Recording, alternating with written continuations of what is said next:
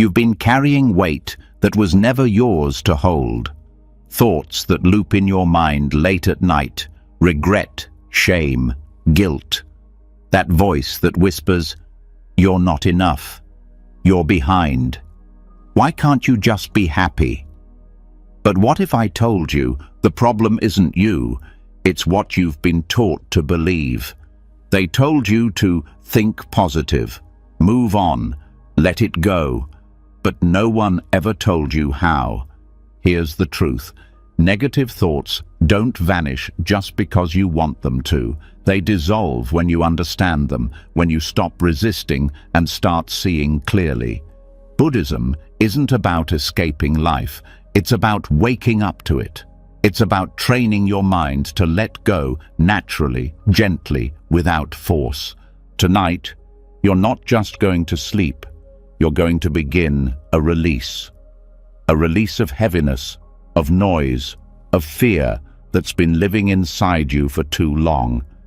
Through ancient teachings, through sacred silence, through the rhythm of your breath, you'll feel something shift. A softening, a loosening, a quiet kind of peace that doesn't need permission to exist. This is not just another audio to fall asleep to. This is a journey back to stillness, back to clarity, back to a mind that no longer clings to pain. A mind that no longer believes every storm is permanent. Remember, Buddhism doesn't promise a life without pain. It shows you how to stop suffering over it. It teaches you that thoughts are not facts, that emotions are just passing clouds, and that you are not broken. You are just waking up. So tonight, let go of the stories, of the shame, of the noise that tells you you're not enough. Let go, and let the silence teach you what peace really feels like. Are you ready? Let's begin. You've made it here, and something in you knows it's time. Time to finally stop carrying what doesn't belong to you. The pain you never asked for, the stories that were never yours, the heaviness that lingers even when everything outside seems fine. Maybe you've tried to bury it. Maybe you've tried to fight it. But it keeps returning. A familiar tension in your chest, a sudden wave of sadness for no clear reason, a restless energy that won't let you fully rest, and you're tired of pretending, of performing, of holding it all in. There's a reason these patterns keep showing up. It's deeper than memory, older than thought. What you're feeling may not have started in this life alone. And tonight, we go deeper into the karmic roots of your emotional pain, not as a theory, not as philosophy, but as truth felt in the body, in your breath, in the silence beneath the noise. Karma is often misunderstood. People think it's about punishment or reward, but in Buddhism, karma is simply cause and effect. Seeds planted by your actions, words, and thoughts, some from this lifetime, some from countless lifetimes before. Emotional baggage, the kind that feels impossible to shake, is often the result of karmic imprints left unresolved. They don't just disappear with time, they repeat over and over until they are met with awareness, until they are seen, purified, and released.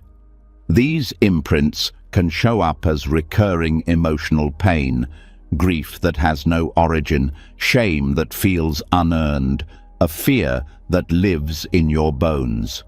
It's not random. It's not weakness. These are karmic echoes asking to be heard.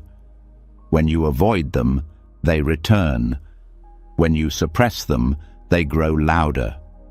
But when you meet them with wisdom, something changes. They begin to loosen. Purification in Buddhism is not about becoming perfect. It's about becoming light. It's about releasing the emotional density that keeps your spirit heavy and stuck. And the practices that help us purify are not abstract or mysterious. They are precise, gentle, transformative. One of the most powerful tools is the Vajrasattva mantra.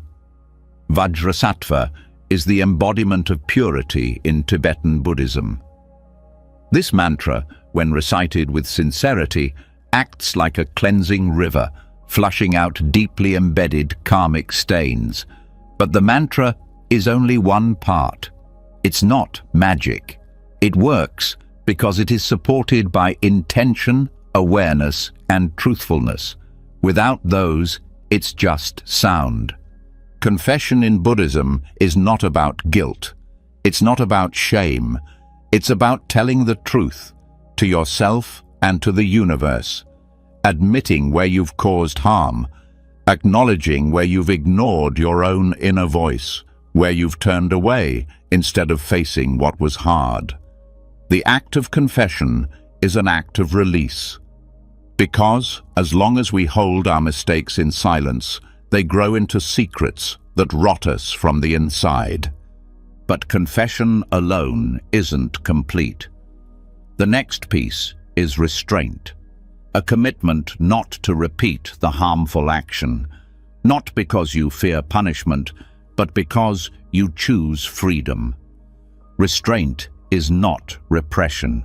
It's remembering your true nature and refusing to feed what pulls you away from it.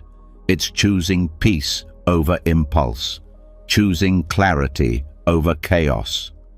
When you practice these three, mantra, confession, and restraint, you're not just healing the past. You're rewriting the future. You're closing loops that have followed you across lifetimes. You're making space for joy that doesn't come with guilt, for love that doesn't come with fear. Some karmic imprints are passed down, not just through lifetimes, but through families, through voices you inherited before you could speak, through pain absorbed in the womb, through patterns repeated so often they became identity. But identity is not fixed. Karma is not fate. What has been done can be undone. What was inherited can be transformed. Even in silence, karma lives. It's in the things you never said, the forgiveness you never gave, the emotion you swallowed to keep the peace, the moment you betrayed yourself to be accepted. All of it leaves a mark, but none of it is permanent. That's the beauty of karma. It's not a sentence, it's a system. And systems can be changed, not by force, but by awareness, by returning again and again to the present moment, because this moment is where karma shifts. Right now is where new seeds are planted. Every time you choose to respond instead of react, you're changing your karma. Every time you pause before speaking and feel your breath instead of your anger, you're healing the past. Every time you choose to be kind when it would be easier to be cruel, you're breaking the chain. These moments are not small, they're everything. Purification is not about removing all your flaws. It's about no longer being defined by them. It's about looking at your deepest pain and no longer turning away, seeing the roots of your anger and not hiding them under false peace. Meeting your sorrow not with pity, but with compassion. This is how karma is released, not in dramatic moments, but in small acts of truth. You may find that as you begin to purify, emotions come up more strongly. Old memories resurface, patterns you thought were gone return. This is not regression, it's revelation. It means you're strong enough now to see what you once had to hide. Let it come, let it rise, and let it pass through. You are not here to be punished by your past. You are here to meet it with wisdom. In Buddhist teachings, they say karma ripens like fruit. It may ripen slowly over years or lifetimes, or suddenly in a single experience that shatters everything. But even in this ripening, there is grace. Because when karma ripens, it becomes visible. And what is visible can be healed.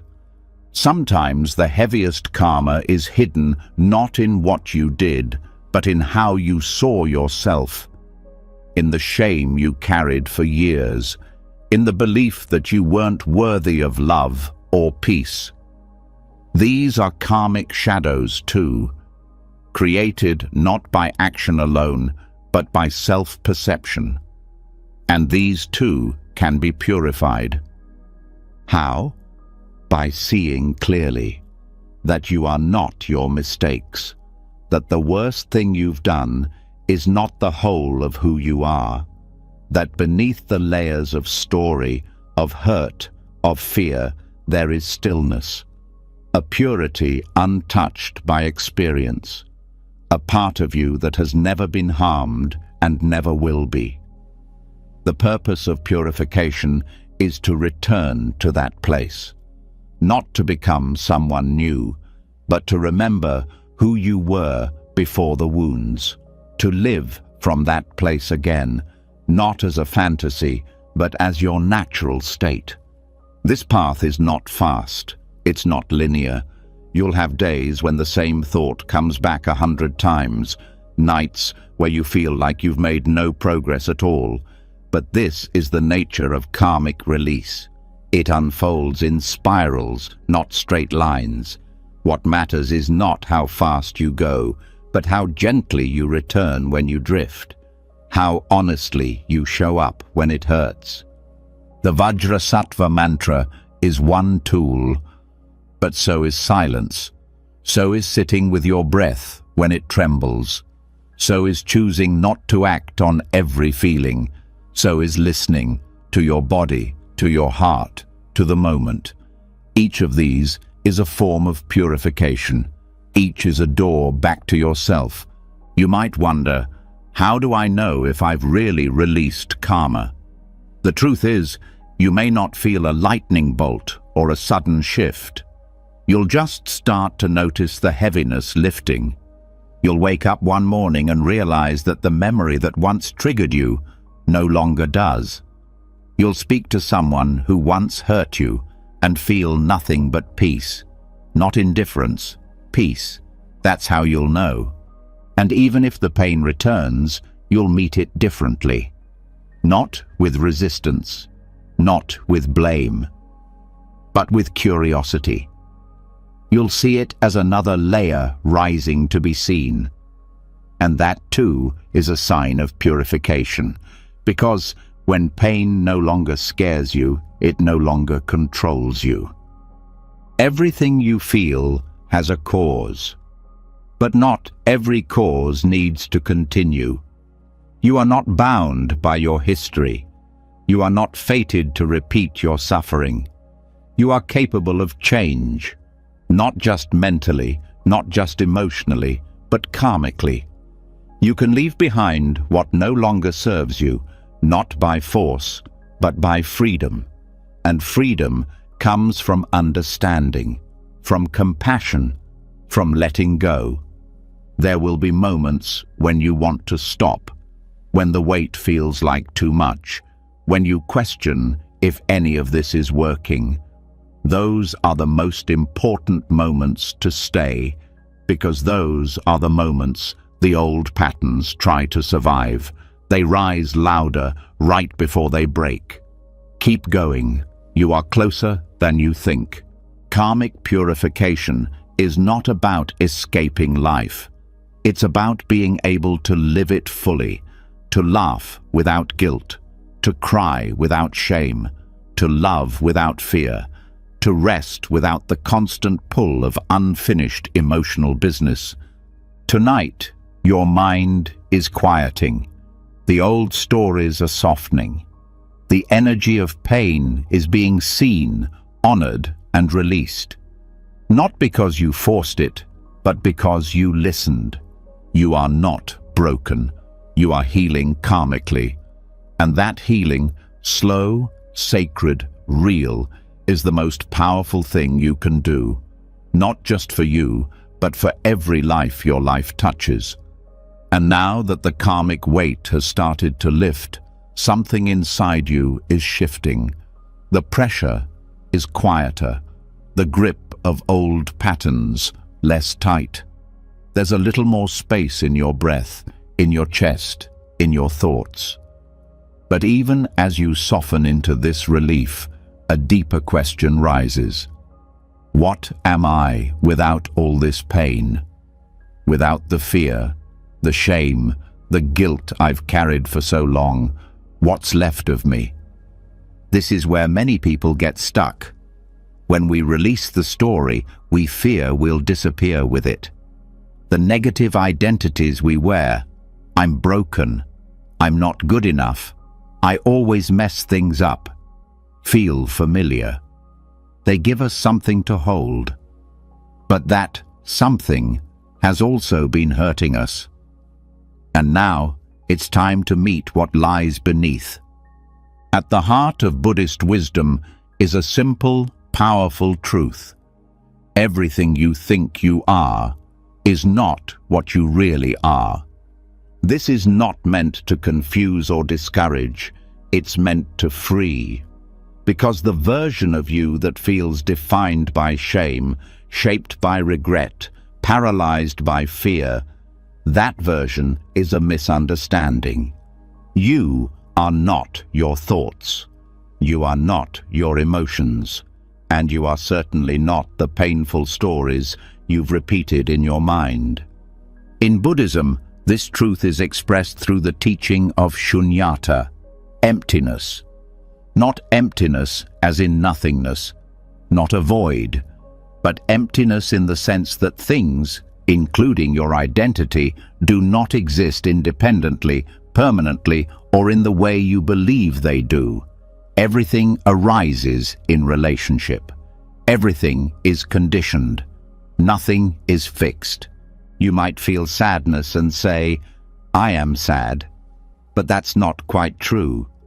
Sadness arises. It stays for a time. Then it fades. It is an experience, not a definition. The more closely you observe your emotions, the more you see this. They appear, they change, and they disappear. They are not you. They are happening to you, yes, but they are not your core. And when you stop clinging to emotions as personal or permanent, something amazing happens. They lose their power to control you. Shame may still arise, but it doesn't take over. Guilt may knock at the door, but it doesn't move in. You begin to see these experiences like clouds in the sky, passing shapes, not the sky itself. This is what freedom looks like. The concept of I is something we build. From childhood, we collect ideas. I'm good, I'm bad, I'm a failure, I'm a success. Every label sticks. Every wound adds a layer. Over time, we forget that these are labels at all. We believe them to be the truth. But what Buddhism reveals is that there is no solid I behind those labels. No fixed identity holding it all together. It's a bundle of memories, emotions, thoughts, and reactions. And all of them are always changing. This doesn't mean you don't exist. It means you don't exist in the way you've assumed. The feeling of I is strong. It feels real. But when you look closely, it's hard to find. Where is it? In your thoughts. Those change every moment. In your body. That's changed since the day you were born. In your name? That was given to you. What you find, when you really search, is that you are not a thing. You are a process. This realization doesn't make you vanish. It makes your suffering vanish. Because most suffering is rooted in clinging to a fixed identity. If you believe, "I am unlovable," every experience gets filtered through that belief. Someone cancels plans. Proof. A relationship ends. More proof. But what if that identity was never solid to begin with? What if it was just a passing idea you held for too long? By understanding emptiness, you begin to hold your identity more lightly. You can say, "I feel unlovable right now," instead of, "I am unlovable." That small shift is everything. It's the doorway from prison to freedom. In daily life, this teaching helps in the moments you least expect. When anger arises and you pause, noticing it as a wave, not your identity. When guilt shows up and you see it as a conditioned pattern, not your truth. When sadness visits and you sit with it, not fighting it, not becoming it, just observing. This is not detachment in the cold sense, it's warmth. It's a clear seeing that leads to deep compassion. You realize that you've been hurting not because life is cruel, but because you've believed your pain was who you are. Now, you're learning that who you are is the one who observes. The awareness beneath the emotion. The space in which all things come and go. There's a saying in Buddhist texts, "Form is emptiness, and emptiness is form." This means that even the most solid-looking things, your body, your thoughts, your emotions, are made of parts, conditions, causes. When the conditions change, the form changes. When the causes stop, the emotion fades. Nothing stands alone. Nothing stays forever. Even your guilt has conditions. Maybe it was born from something you did or something you didn't do. But now it's being fed by memory, by fear, by a belief that you are your past. Cut off the fuel and the guilt fades. Not by denial, but by understanding. Shame is similar. It tells you, you are wrong. Not just, you did something wrong, but you are wrong. That's a heavy burden. But when you bring emptiness into that feeling, you see the shame for what it is. A thought, a reaction, a distortion, not the truth. And once you see that clearly, it begins to lose its grip. Resentment works the same way. It sticks when you believe, "They hurt me, and that hurt is now part of me." But through emptiness, you begin to see, the hurt is not your identity. The past is not a prison. You may still remember the pain, but you don't build a home inside it. You see the story, but you don't become it. Some people fear that seeing everything as empty will make life meaningless. But the opposite is true. It makes life sacred, precious. Because when you see that everything is changing, you start paying attention. You stop holding grudges. You stop clinging. You love more honestly. You forgive more quickly. You see that nothing, not even your worst moment, defines you. In practice, how do you begin to understand emptiness? Start with curiosity. Instead of believing every thought, question it. Is this true? Is this feeling permanent? Where is this me that's so certain it's not enough? Don't rush to answer. Just look. Look gently. Look honestly. Meditation is the training ground. You sit, thoughts come, feelings rise, and you just watch.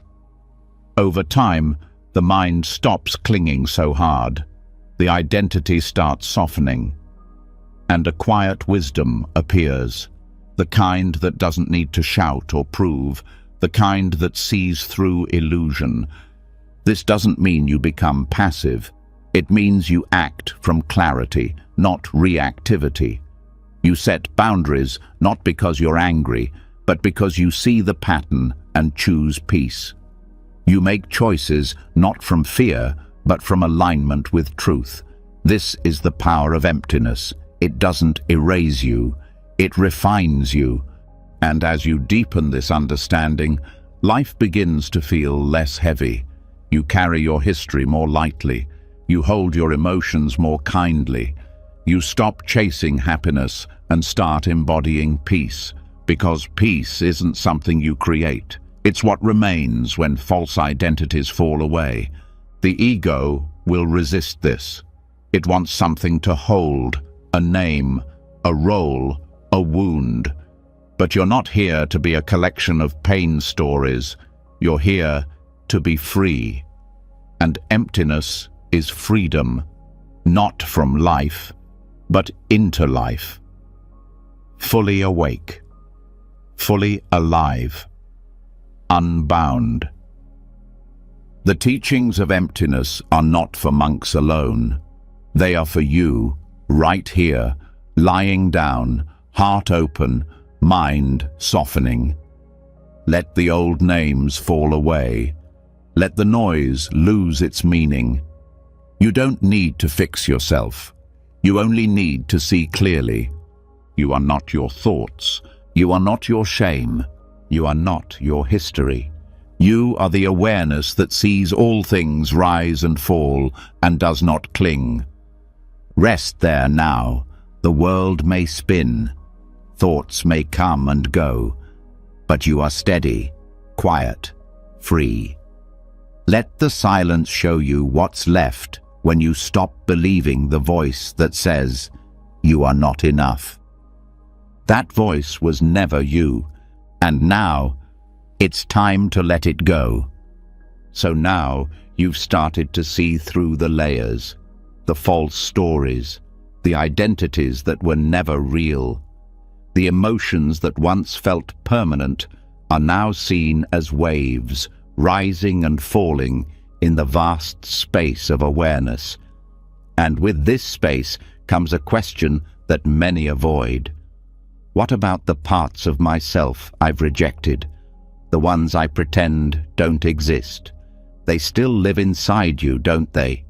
Tucked away in silence, buried in the body, avoided in the mind. They surface sometimes in anger you can't explain, sadness that feels too deep, or numbness that shields you from it all. These are the hidden parts, the forgotten pieces of your inner life, the shadow self, the aspects of you that were unloved, unwanted, judged, or misunderstood. Maybe you were told not to cry. Maybe you were punished for speaking up. Maybe your sensitivity was called weakness.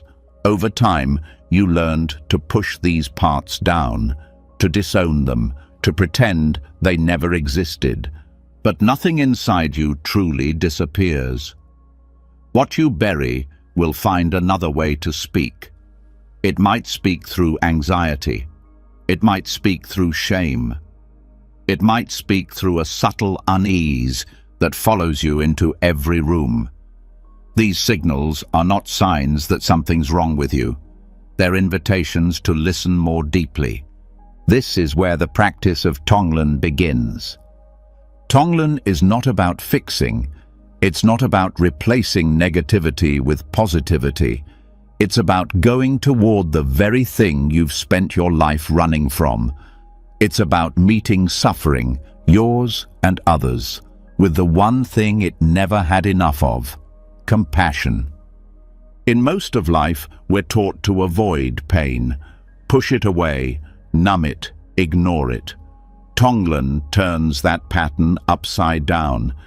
It asks you to breathe in suffering, not as punishment, but as an act of courage.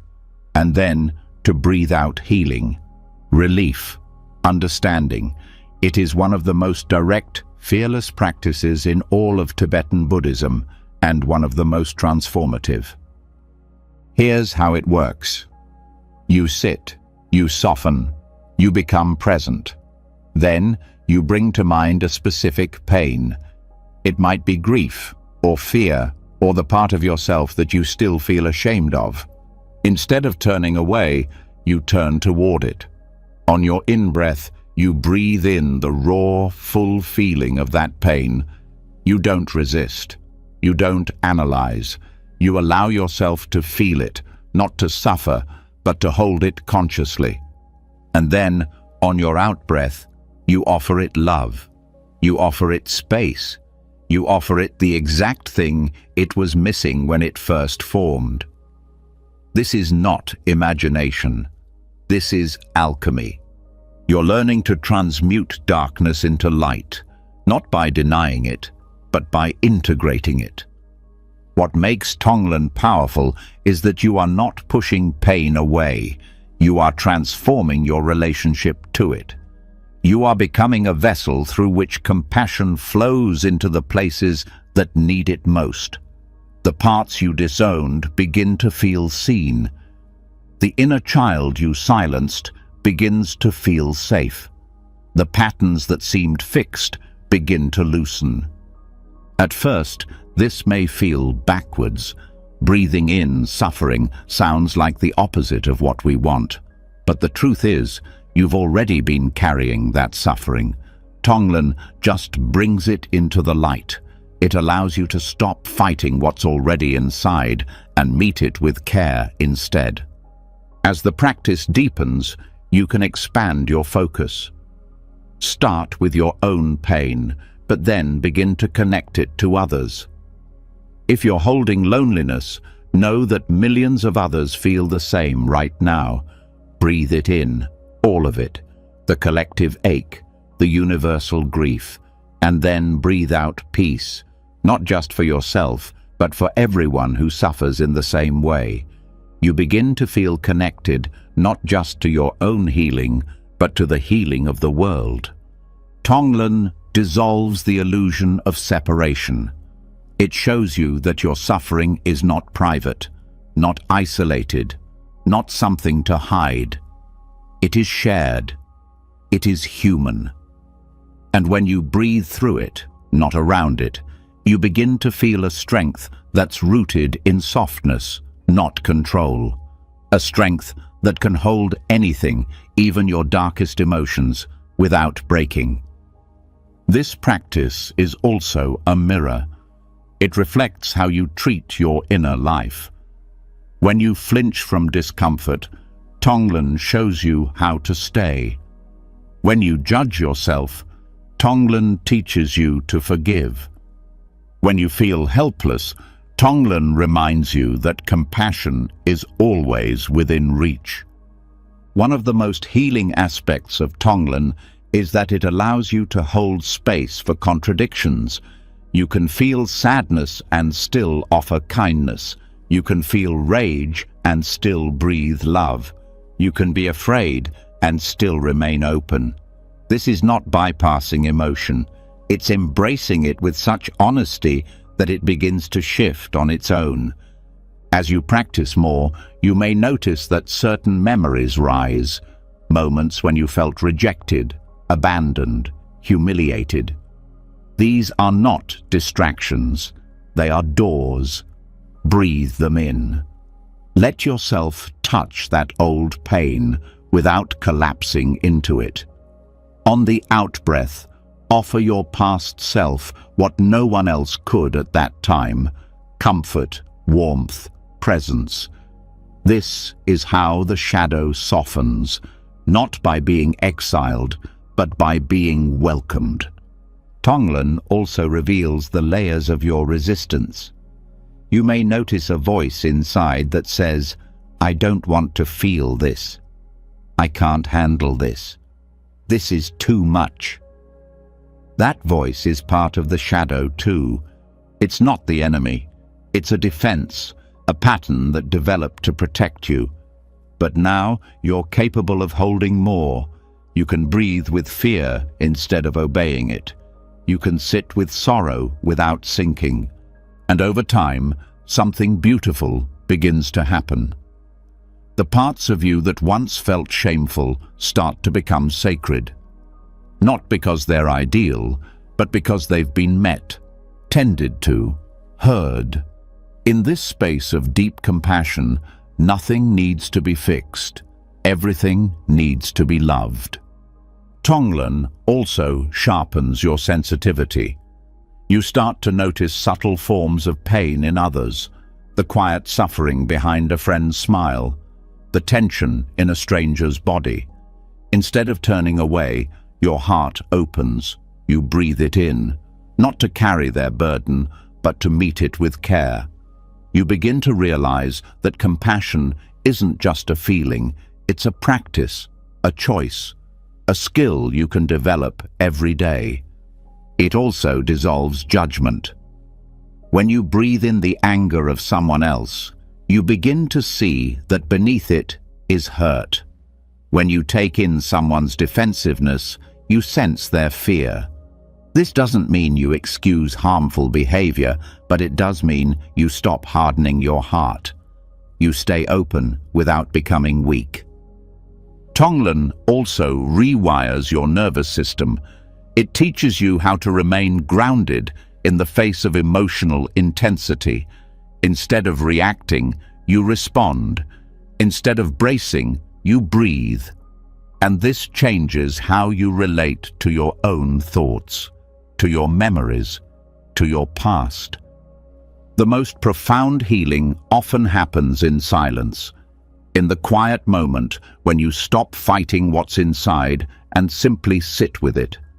Breathe it in, let it exist, and breathe out the love you once withheld. This is not fantasy. This is how you become whole. You don't need to understand every emotion to heal it. You just need to stop turning away.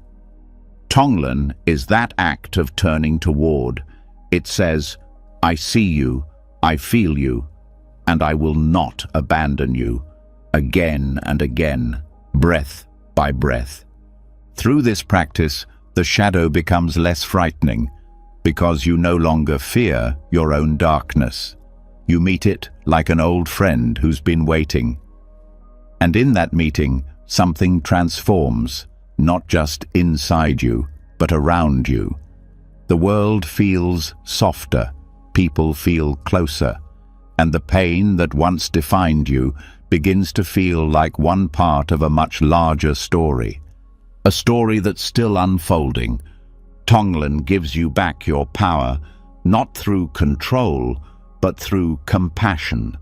And that power doesn't shout, it doesn't force, it simply remains steady, kind, willing to feel. Keep breathing. The parts of you that were once exiled are listening now, and they are ready to come home. You've already taken powerful steps. You've met your shadow with compassion. You've stopped running from the parts of yourself that once felt too heavy to hold. You've breathed in suffering and breathed out light. But now there's something even more subtle, more constant, and just as powerful, shaping your life moment by moment. Your words. Not just the words you speak out loud, but the ones no one else hears. The words you whisper to yourself when no one is watching. The silent judgments, the casual cruelty, the inner dialogue you've gotten used to even when it hurts. The way you speak to yourself becomes the air you live in, and if that speech is harsh, your world becomes harsh.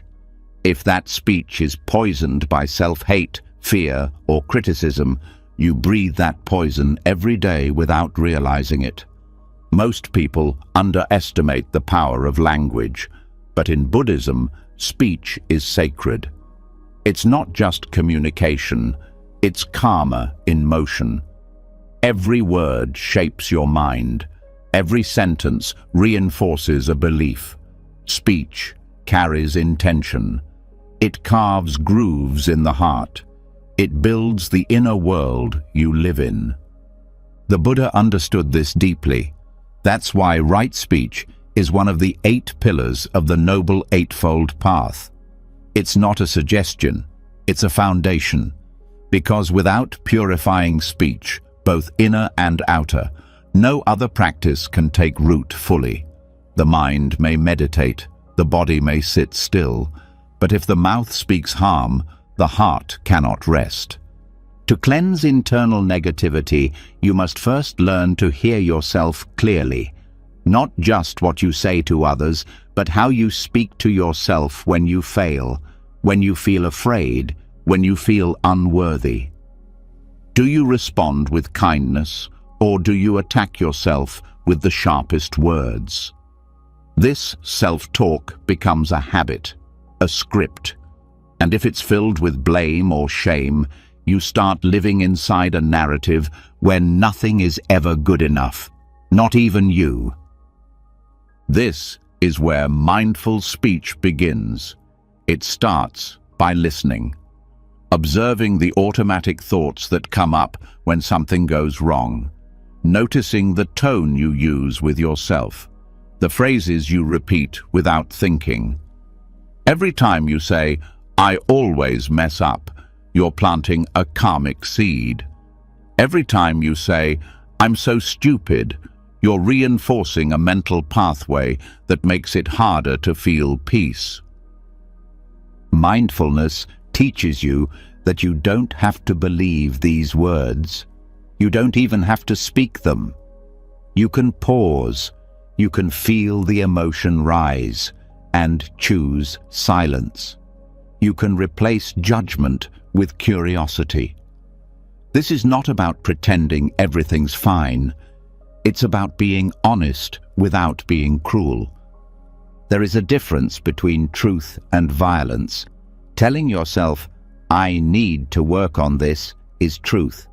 Telling yourself, "I'm a failure," is violence. The second creates wounds. The first creates space to grow. When you begin to speak to yourself with care, your inner world softens. The body relaxes. The breath deepens.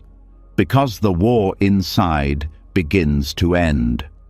Mindful speech also means refining the way you talk about others. Gossip, sarcasm, exaggeration. These might feel small, but they shape your energy. When you speak from anger, even if it's justified, you keep that anger alive inside you. When you mock or belittle, even as a joke, you dim your own light. Speech is never just about the listener. It's a mirror. It shows you what's living in your heart. Right speech is defined in Buddhist texts as avoiding lies, divisive speech, harsh speech, and idle chatter. But these aren't rigid rules. They're guidelines for liberation.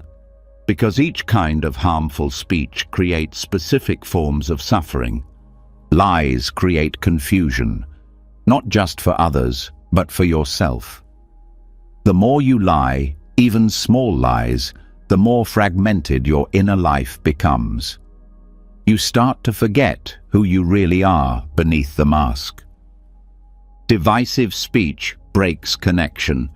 When you speak in a way that pits people against each other, you weaken the fabric of trust.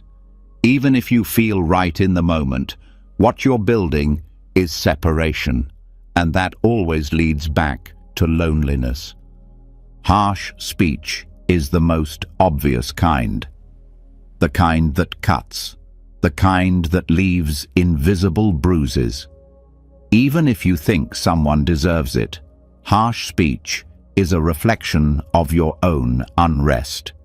It pours gasoline on the fire. It never brings peace. Idle chatter seems harmless, but it drains your energy.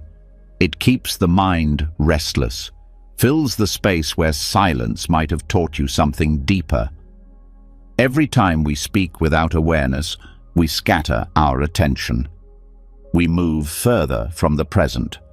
By practicing mindful speech, you begin to reverse these patterns. You speak more slowly. You choose words that build instead of break. You say less, but what you say has more weight, more care, and the inner speech, the one that runs constantly in the background, starts to follow the same path, slowly, gently, but certainly. You start to hear yourself say, "It's okay," when you make a mistake. "I'm learning," instead of "I'm failing." You catch the old patterns and soften them. You replace attack with understanding. And in doing this, your mind becomes a kinder place to live. This change doesn't happen overnight. Years of self-criticism can't be erased with one moment of mindfulness. But every time you pause before speaking, you shift direction. Every time you choose a different word, you lay a new foundation. One of the most helpful ways to cultivate this awareness is through the practice of noble silence. Spend time each day not speaking, not to others, and not to yourself. Let the mind settle. Let the habitual inner voice grow quiet. In that stillness, something else appears. Presence, clarity, a deeper knowing that doesn't rely on words. When you return to speech after silence, you do so with more care. You feel the weight of each word. You stop wasting them. Another powerful technique is journaling. Writing down your thoughts, especially the ones you don't say out loud, helps you see the patterns more clearly. You might discover phrases you use repeatedly, especially when you're upset. When you see them on paper, you can question them. You can rewrite the story. Compassionate speech also includes knowing when not to speak. Not every situation needs your opinion. Not every silence needs to be filled. Speaking from ego, trying to prove, impress, control, keeps you trapped in identity. Speaking from awareness is different. It's slower, it's cleaner, it has less noise. This also changes your relationships. When you speak with kindness, people feel safer around you. When you listen deeply, people feel seen. And when you no longer speak harm to yourself, you stop expecting others to hurt you. You teach the world how to treat you by how you treat yourself. This is not about being perfect. It's about being honest without being hurtful, about being clear without being cold. It's about using your voice to heal, not to harm.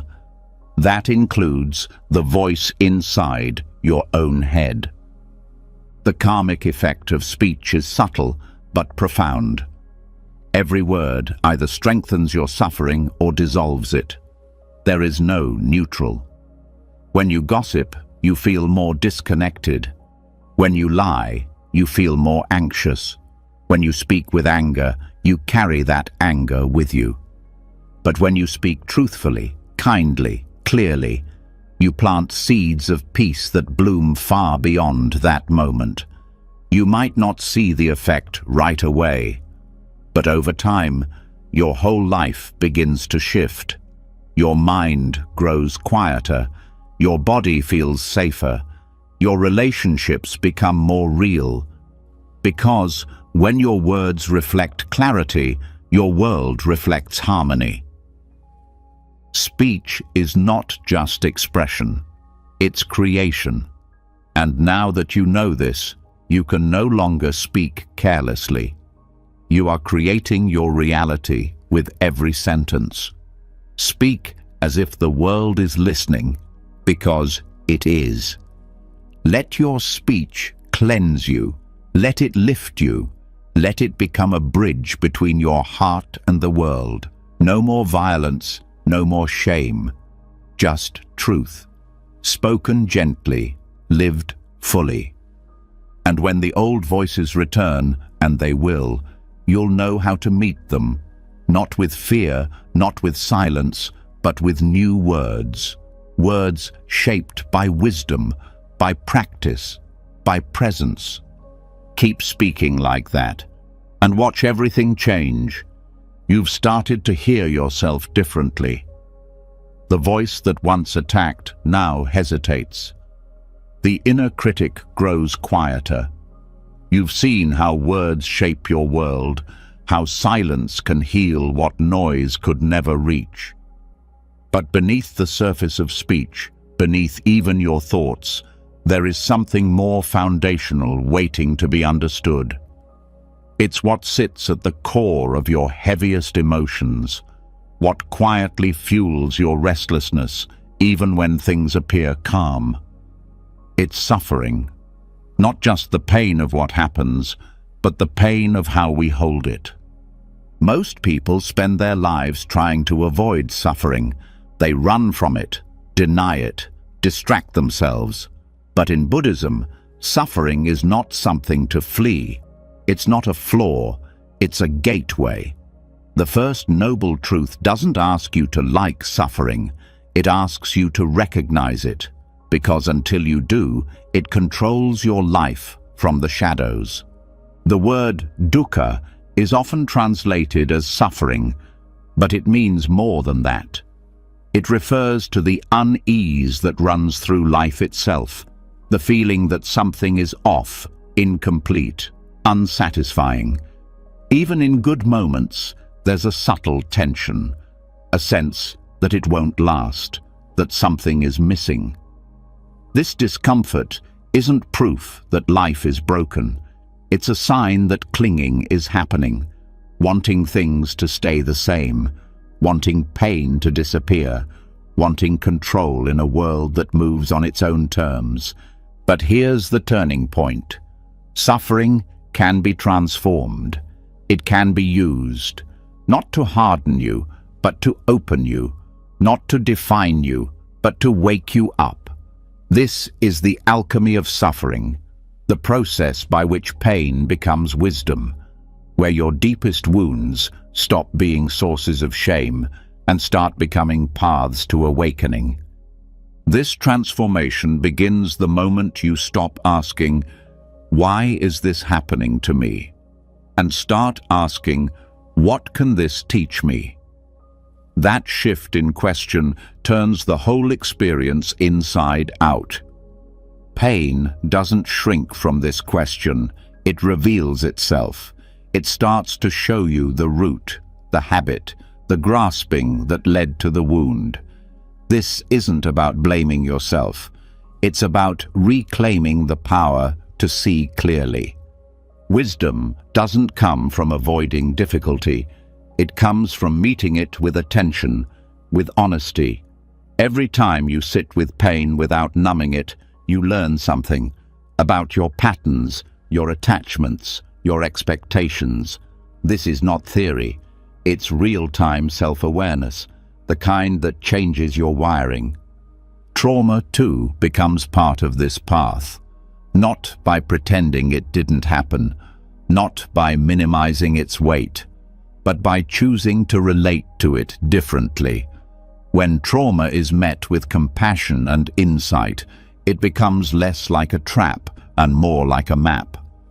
It shows you where the work is, where the healing wants to happen, and if you stay with it, not by reliving it, but by witnessing it with new eyes, it begins to shift. Slowly, gently, deeply. Suffering breaks the illusion of control. It shows you what's real. When everything falls apart, masks drop. What's left is what can't be taken away. Your capacity to feel, to learn, to love, even when it hurts. That's where Bodhi begins, not in comfort, but in clarity. Bodhi, meaning awakening, doesn't rise in spite of pain. It rises because of it. This is why the Buddha didn't teach the removal of suffering as the first step. He taught the understanding of it. Because when you truly see your pain, not just the surface symptoms, but the core, you begin to see through it. You stop being consumed by it. You recognize that suffering isn't a punishment. It's a process. A process that reveals what matters, that strips away distraction, that brings you back to the breath, the moment, the raw, unfiltered experience of being alive. And from that contact with truth, wisdom arises. The kind of wisdom that's not intellectual, but cellular. It lives in your posture, in your gaze, in the stillness of your presence. Turning suffering into wisdom requires two things: awareness and compassion. Awareness to see clearly, compassion to stay present. Without awareness, pain becomes identity. Without compassion, awareness becomes cold. Together, they create the space where healing happens. This is also where the ego begins to dissolve, because the ego thrives on control, on certainty, on superiority. Suffering humbles all of that. It breaks the idea that you are separate, that you are untouchable, and that breaking is not the end, it's the opening. The broken places are where light enters, where you stop pretending, where you stop reaching for perfection and start becoming real. And when you become real, others feel safe to do the same. Your healing helps theirs, not by fixing them, but by showing them that it's possible. This transformation doesn't erase pain, it reframes it. You start to see that the most painful parts of your life were not empty. They were full of insight, buried beneath the resistance, beneath the fear. Every disappointment showed you an attachment. Every heartbreak revealed a truth. Every loss taught impermanence in a way no book ever could. Some lessons can only be learned through suffering. Not because suffering is noble, but because it removes the distractions that keep you asleep. It wakes you up to the fragility of life, to the urgency of presence. And once you see that clearly, your priorities change. What once seemed important now feels empty. What you used to ignore now feels sacred. You stop wasting time. You speak more directly. You feel more deeply. You hold grief and gratitude in the same breath. Because you've seen how fast things fall apart, how quickly life can shift. This isn't fear, it's awareness. And with awareness comes tenderness, for yourself, for others, for every being moving through their own invisible storm. This is where compassion becomes instinctive. When you've suffered, you recognize it in others, not with pity, but with understanding. You don't need to explain it. You just show up differently.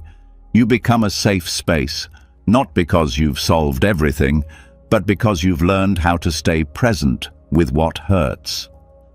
This is the gift of suffering transformed. Not comfort, not closure, but openness. A heart that no longer needs to protect itself with armor. A mind that no longer runs from what's uncomfortable. A spirit that meets life as it is, not as it was supposed to be. You stop seeing yourself as broken. You start seeing yourself as whole, precisely because of what you've lived through.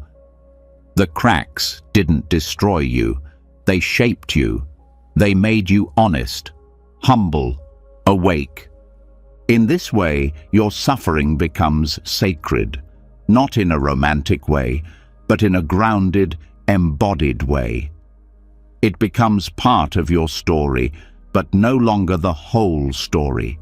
It becomes part of your wisdom, but no longer your identity, and that wisdom radiates. It touches others without trying, because when you've turned pain into understanding, your very presence teaches.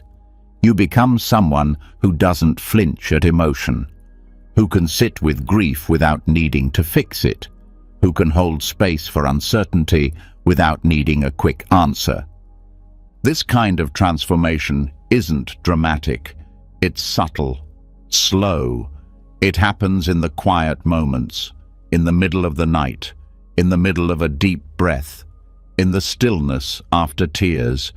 There's no announcement, just a shift, a softening, a steady light that wasn't there before. To live this way is not to seek suffering. It's to stop fearing it. It's to know that when it comes, and it will, you have tools, you have perspective, you have the ability to stay, to learn, to grow.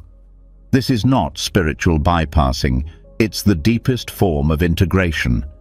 You carry your story, but it doesn't carry you. You honor your wounds, but they don't define you. You let pain move through you, and in doing so, you move closer to truth, closer to Bodhi, closer to peace that cannot be taken. And it all begins when you stop asking, how can I get rid of this? And start asking, how can this awaken me? The path of transformation is not easy, but it is real, and the wisdom it brings is not fragile. It's unshakable. You are already walking this path, word by word, breath by breath. Let it carry you deeper. Let it show you who you truly are, beneath the pain, beneath the story, beyond the suffering. Because what you find there is not more pain, it's freedom. When suffering stops being the enemy and becomes the teacher, you begin to see life through different eyes. You no longer ask how to escape your experience. You begin asking what it's made of. You no longer assume pain is personal. You start wondering what exactly you've been calling me. That question leads to the root, to the structure beneath every thought, emotion, and reaction, the structure known in Buddhism as the 5 skandhas. They're not just philosophical ideas, they are the building blocks of your moment-to-moment reality. If you've ever felt stuck in anger, drowning in sadness, or trapped in self-doubt, these 5 aggregates are where those experiences take shape. They create the illusion of a solid, separate self, the self that suffers, the self that clings, the self that fears.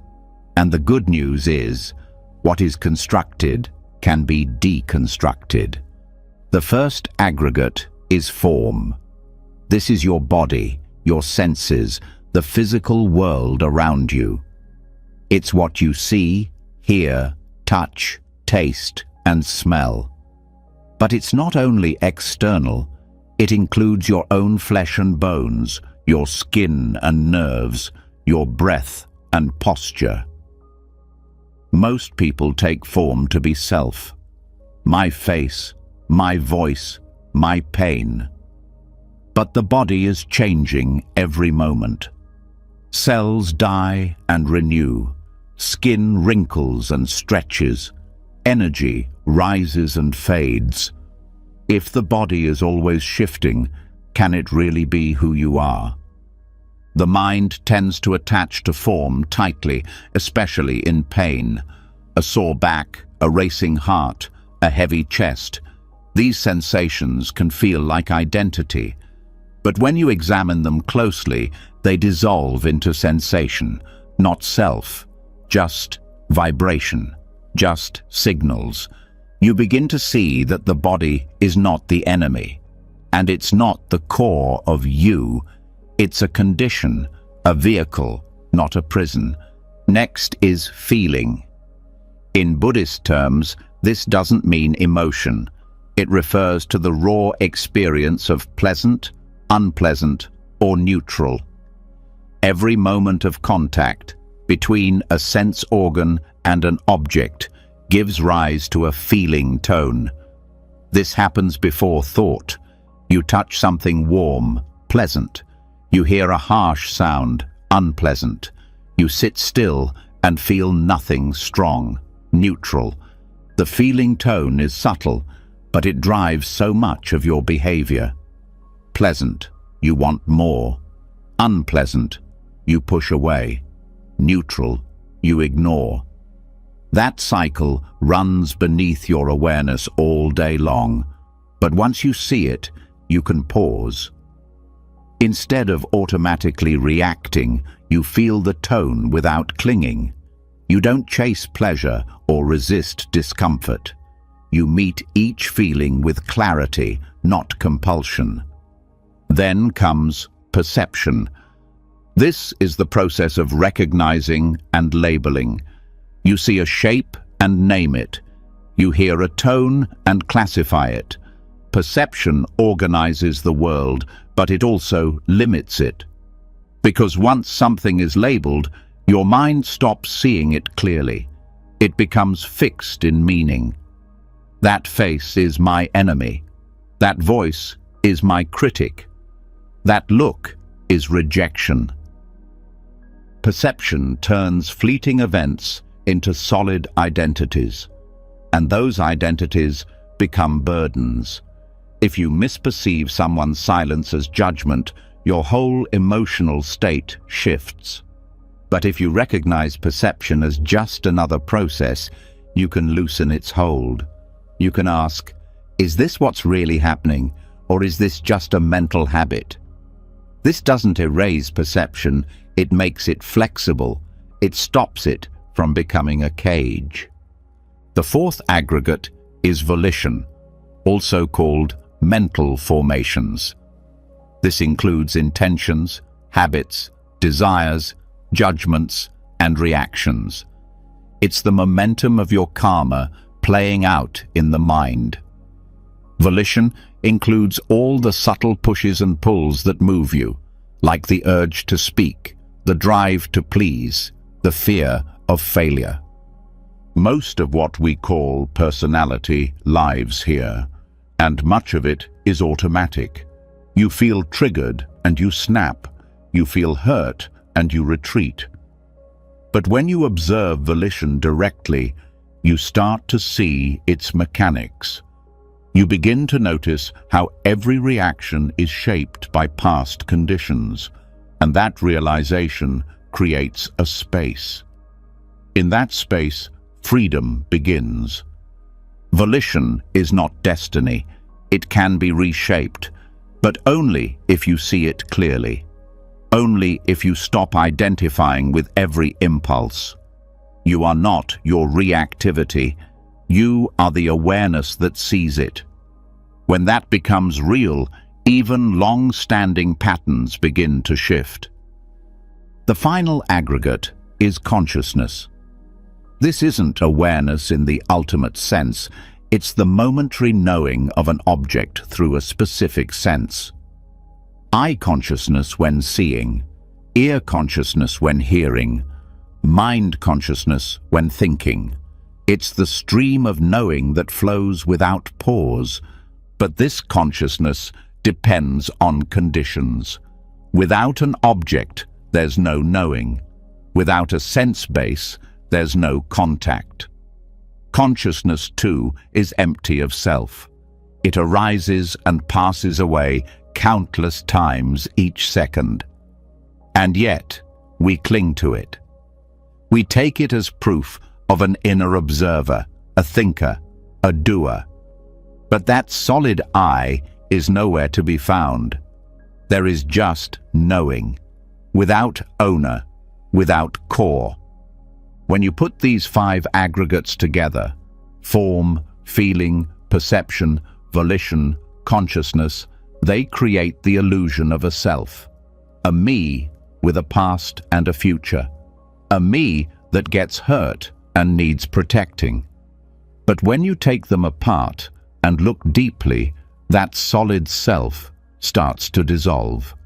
There is still experience. There is still memory and identity and pain. But there is no longer a fixed center around which it all revolves. This insight doesn't make you disappear. It makes you free, because if there's no fixed self, then there's nothing to defend, no ego to protect, no story that has to stay intact. You can be more fluid, more present, more responsive, not because you've added anything, but because you've stopped clinging to what was never truly there. The 5 skandhas are not just philosophy. They are practice. You can explore them every time you meditate, every time you feel triggered, every time you feel overwhelmed. When sadness arises, ask, what's the form? Where is it in the body? What's the feeling tone, pleasant, unpleasant, or neutral? What perception is shaping this? What mental formation is pushing it? What consciousness is aware of it? Each layer reveals more. Each question takes you closer to the root, and the root is always clinging to sensation, clinging to identity, clinging to permanence in a world that never stays still. Letting go doesn't mean abandoning experience. It means meeting it fully, then releasing it. When you begin to live with this understanding, everything shifts. You still feel, but you don't hold. You still experience pain, but you don't become it. You still walk through the world, but without the constant weight of self-concern. This is not numbness. It's intimacy without attachment. It's clarity without tension. Even conflict changes. Someone criticizes you, and you notice the reaction rising. You feel the body tighten, the unpleasant tone, the old perceptions, the mental formations. You see the whole process, and in that seeing, the ego softens. The need to defend or attack dissolves. You respond from presence, not pattern. This is how suffering ends, not by escaping it, but by seeing through it. The 5 skandhas don't remove pain. They show you that pain is not personal, that it arises from conditions, that it passes when the conditions change. This insight isn't cold, it's liberating. It allows you to love without fear, to feel without drowning, to live without needing everything to go your way. The ego wants to be special, right, protected, and every time life contradicts that, it suffers. But when the ego is seen as a bundle of changing aggregates, it no longer has to be taken so seriously. You stop feeding it with every thought. You stop defending it with every word. And slowly, the space it once occupied is filled with peace. This is not detachment from life. It's full engagement without the burden of me. It's feeling every emotion, touching every moment, but not adding the extra layer of clinging. It's doing what needs to be done with clarity, not for ego gain. That clarity is rare, but it is possible. And it begins with awareness of what you are made of, not as a soul, not as a fixed self, but as a flow. In that flow, everything becomes lighter. The past loses its grip. The future becomes less frightening. The present opens like a door. You begin to trust your experience, not because it's always pleasant, but because you know how to meet it. Without running, without resisting, without turning it into a story. The 5 skandhas don't eliminate the human condition, but they dissolve the illusion that suffering is personal, permanent, or necessary. They show you that the self you've been defending is a collection of processes. And those processes, when seen clearly, lose their power to bind you. Keep looking.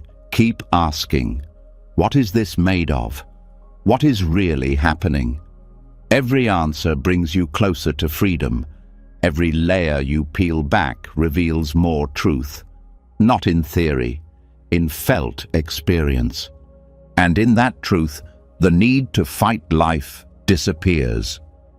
Because you finally see there is nothing to protect, nothing to prove, just this unfolding moment, empty of self, full of peace. When you stop clinging to the idea of a solid self, something shifts. The mind softens. The patterns that once felt so permanent begin to lose their weight. You no longer need to defend what isn't truly there. You start to watch your experience with more clarity, more honesty. But there's a part of your mind that still works beneath the surface, shaping your reactions before you're even aware of them. This part doesn't respond to reasoning. It doesn't speak in full sentences. It shows itself through symbols, sensations, shadows, and it speaks most clearly in dreams. The subconscious mind is not silent. It's always working, carrying memories, storing reactions, and replaying stories that the conscious mind has forgotten. This is where some of your deepest habits live. This is why certain fears seem to come out of nowhere, why some emotions feel so automatic. Because long before you can think about them, they've already taken shape in your sleep. You spend 1/3 of your life in this hidden world, and yet most people never explore it. But in Buddhist dream yoga, this forgotten realm becomes a sacred space for awakening. Dream yoga is not about controlling your dreams. It's about using the dream state to understand your mind more deeply, to see how it creates fear, to see how it clings to identity, to see how it weaves illusion. In the waking world, you can observe thoughts and emotions as they arise, but in dreams, those same thoughts become your entire world. You become the fear. You become the desire. You run from danger or chase illusions without knowing it's all a projection. Learning to wake up inside the dream shows you just how much your mind shapes your experience. In Buddhist tradition, dreams are not meaningless. They are reflections of your mental and karmic patterns. When something is unresolved, when guilt, anger, grief, or fear have not been fully processed, they often show up at night. But most people forget their dreams or dismiss them. Dream yoga reverses that habit. It turns the dream state into a place of learning, healing, and release. Lucid dreaming is the foundation. This is the skill of recognizing that you are dreaming while the dream is still happening. It begins with awareness. Small habits during the day help build this awareness. Asking yourself regularly, "Am I dreaming?" Observing your surroundings with attention, noticing details. These habits carry over into sleep. One night, you ask the same question, and something clicks. You realize the laws of the world around you are different, and you become aware, not just in the body, but in the dream mind. But awareness alone is not the goal. In Buddhist dream yoga, lucidity is only the beginning. The deeper work happens when you bring the same mindfulness, the same non-clinging, into the dream itself.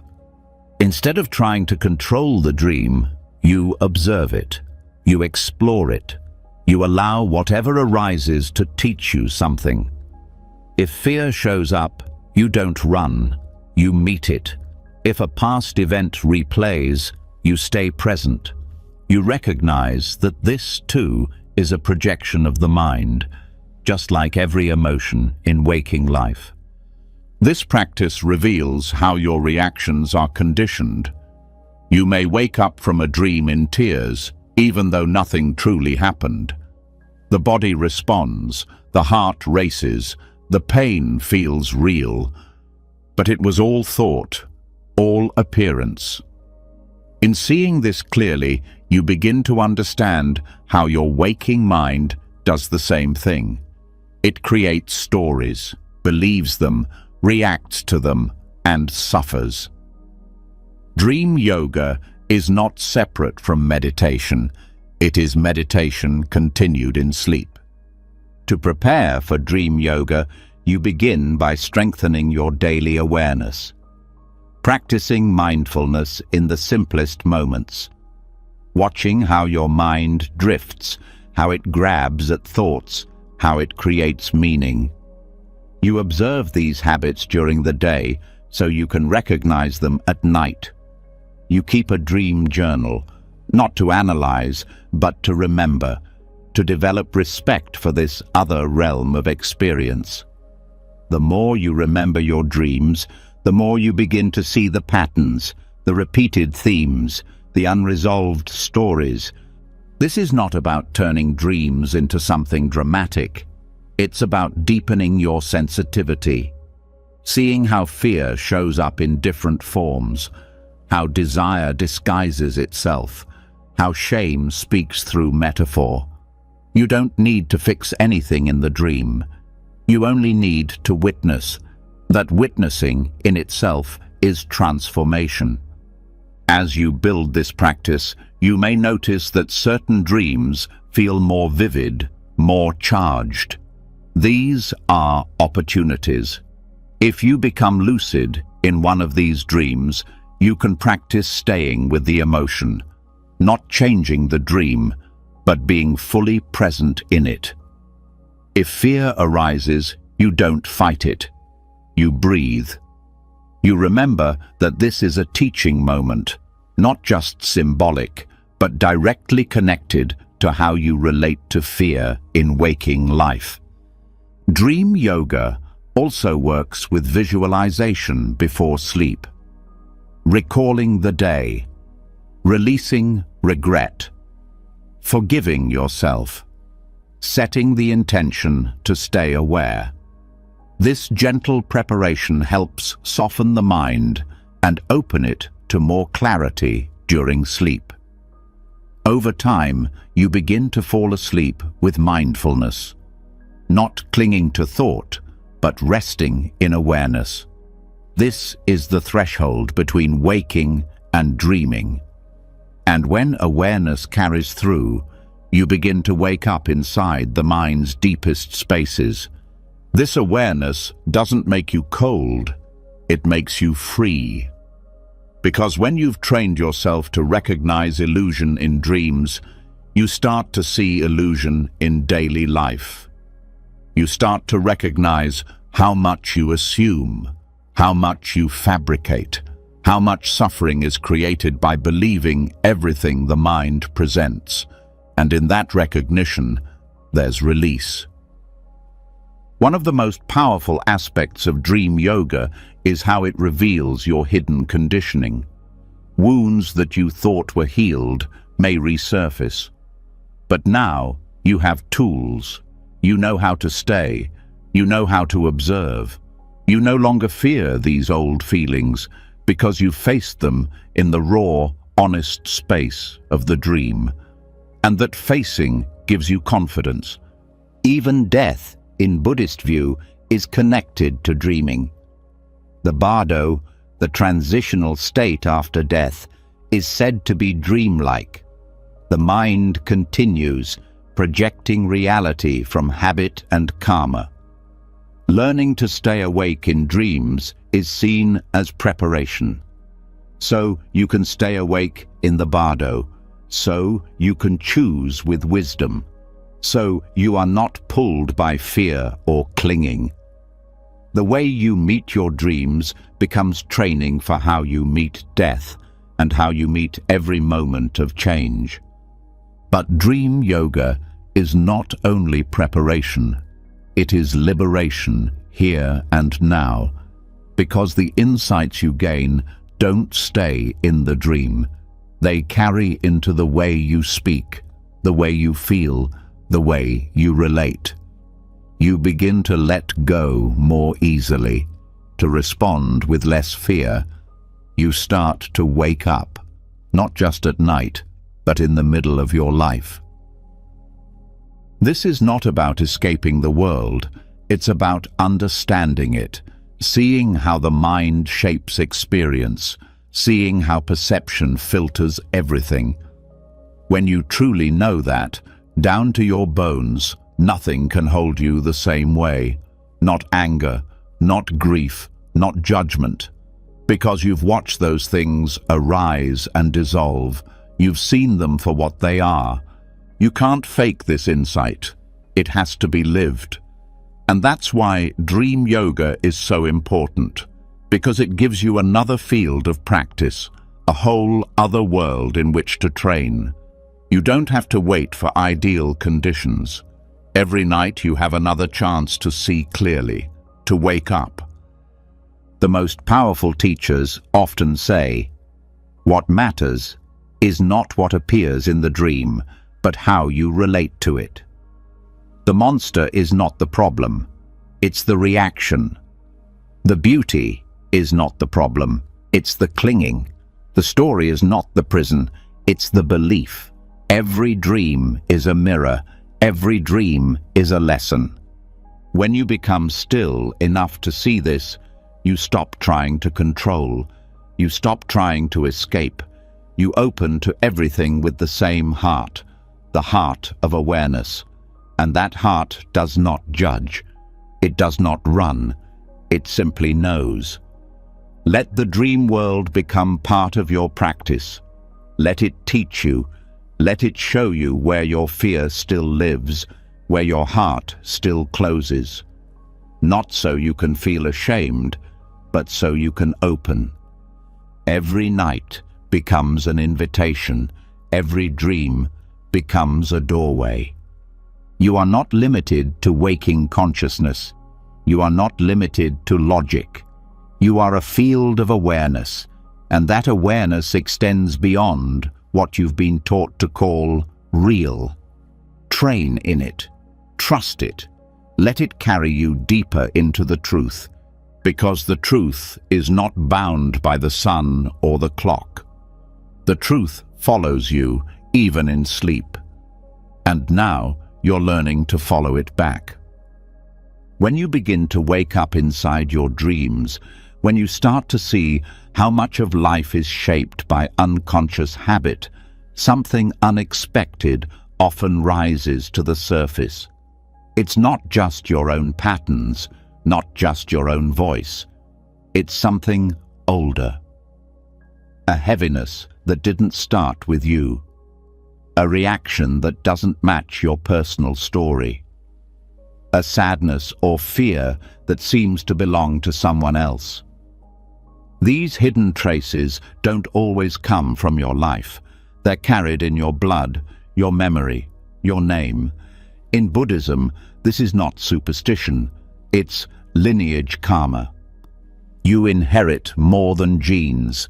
You inherit habits of thought, emotional responses, patterns of fear, coping mechanisms, and internalized beliefs passed through generations. These are the unseen threads that influence your reactions before you even know why. Sometimes the tightness in your chest, the hesitation in your choices, the shame you can't trace to any clear memory, it all points to something older. These aren't just your burdens, they are echoes of what came before you. Buddhist teachings don't see this as a curse. It's an opportunity.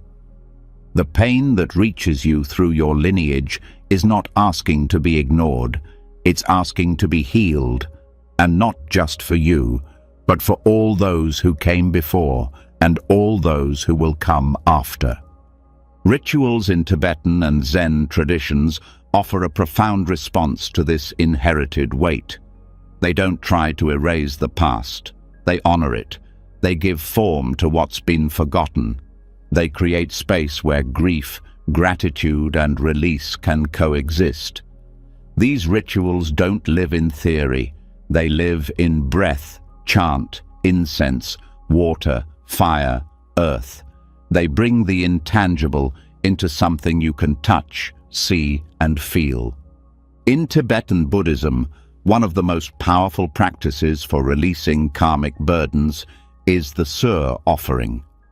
This ritual involves burning fragrant substances, typically combined with mantra recitation, and offering the subtle scent to beings in all realms, including ancestors, wandering spirits, and those who remain stuck in karmic confusion. The offering is not just physical, it is emotional, mental, energetic. You give from the heart. You acknowledge what was unresolved, unspoken, or unloved. You say to the past, "I see you, I honor your pain, and I choose not to carry it further." The Sur offering becomes a bridge between worlds, a moment where the present touches the past with awareness, where karma, instead of being passed on blindly, is met with compassion and consciously transformed. You are not asking ancestors to change. You are offering them peace through your own awakening. In Zen traditions, the practice of ancestral veneration is often quiet and subtle. It's woven into daily rituals, seasonal ceremonies, and memorial chants. Chanting names, lighting incense, bowing before photographs. These small acts carry deep meaning. They remind you that you are not alone in your journey. You are part of a continuum, and in remembering those who came before, you begin to understand your own emotional inheritance with more clarity. Zen emphasizes the importance of remembering without attachment. You do not cling to the past. You bow to it. You express gratitude even for those who caused harm, not to excuse them, but to free yourself from hatred. In doing so, you begin to understand that every unresolved wound left by those before you now lives as a choice in your own behavior. What you do with that choice determines whether it becomes another repetition or a turning point.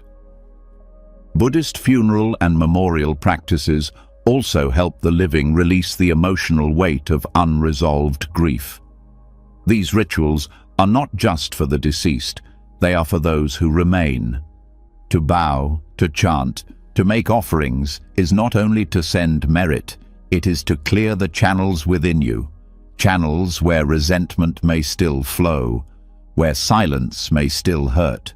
These rituals do not fix the past, they liberate the present. You don't need to be part of a monastery or temple to engage in these practices. A simple altar in your home, even just a candle lit with sincere intention, can become a sacred place of release. Speak the names of those who shaped you. Speak even if your relationship was painful. Speak even if you never knew them. There is no hierarchy in the emotional body, only what is acknowledged and what is ignored. Healing begins the moment you stop pretending you are separate from what you inherited.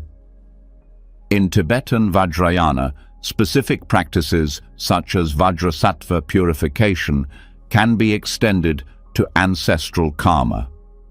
The 100-syllable mantra, recited with focus and a wish to cleanse the entire lineage, becomes a deeply healing act. You are not asking for personal gain. You are asking to be a vessel of release for every grandmother who swallowed her sorrow, for every father who never knew how to express love, for every child silenced by fear. You become the one who says, "The cycle ends here." This is not about blame. It's about understanding. Many emotional patterns were born from survival.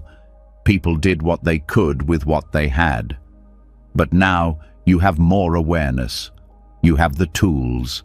And so the responsibility and the gift falls to you. You get to hold what was dropped. You get to bless what was abandoned. You get to set down what was carried too long. Chanting, bowing, lighting incense, these are not empty rituals. They are acts of embodiment, of grounding intention in form. They shift energy in ways logic can't. They bypass the resistance of thought and go straight to the body, straight to the heart. The release is not always immediate, but it is real.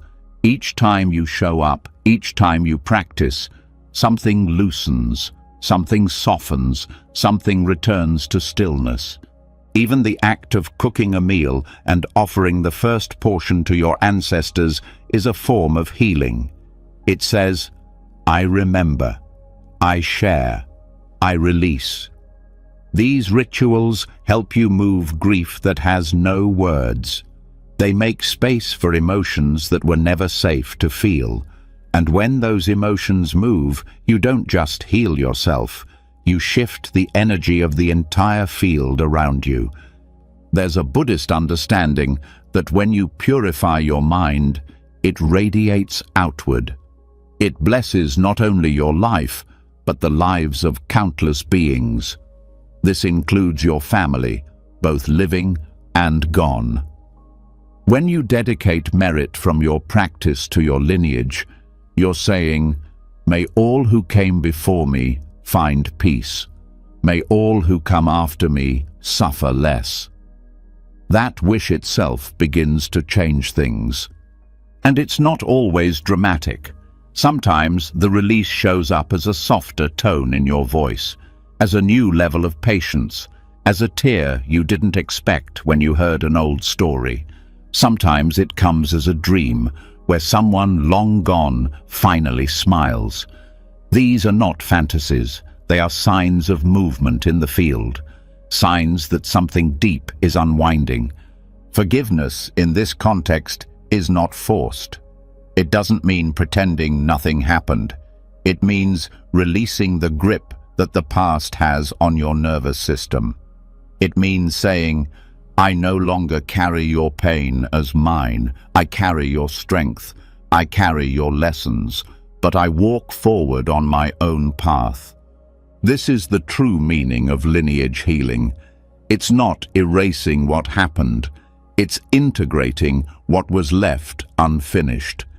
It's giving your ancestors the gift of your presence, of your mindfulness, of your refusal to repeat the same harm, even when the patterns are strong.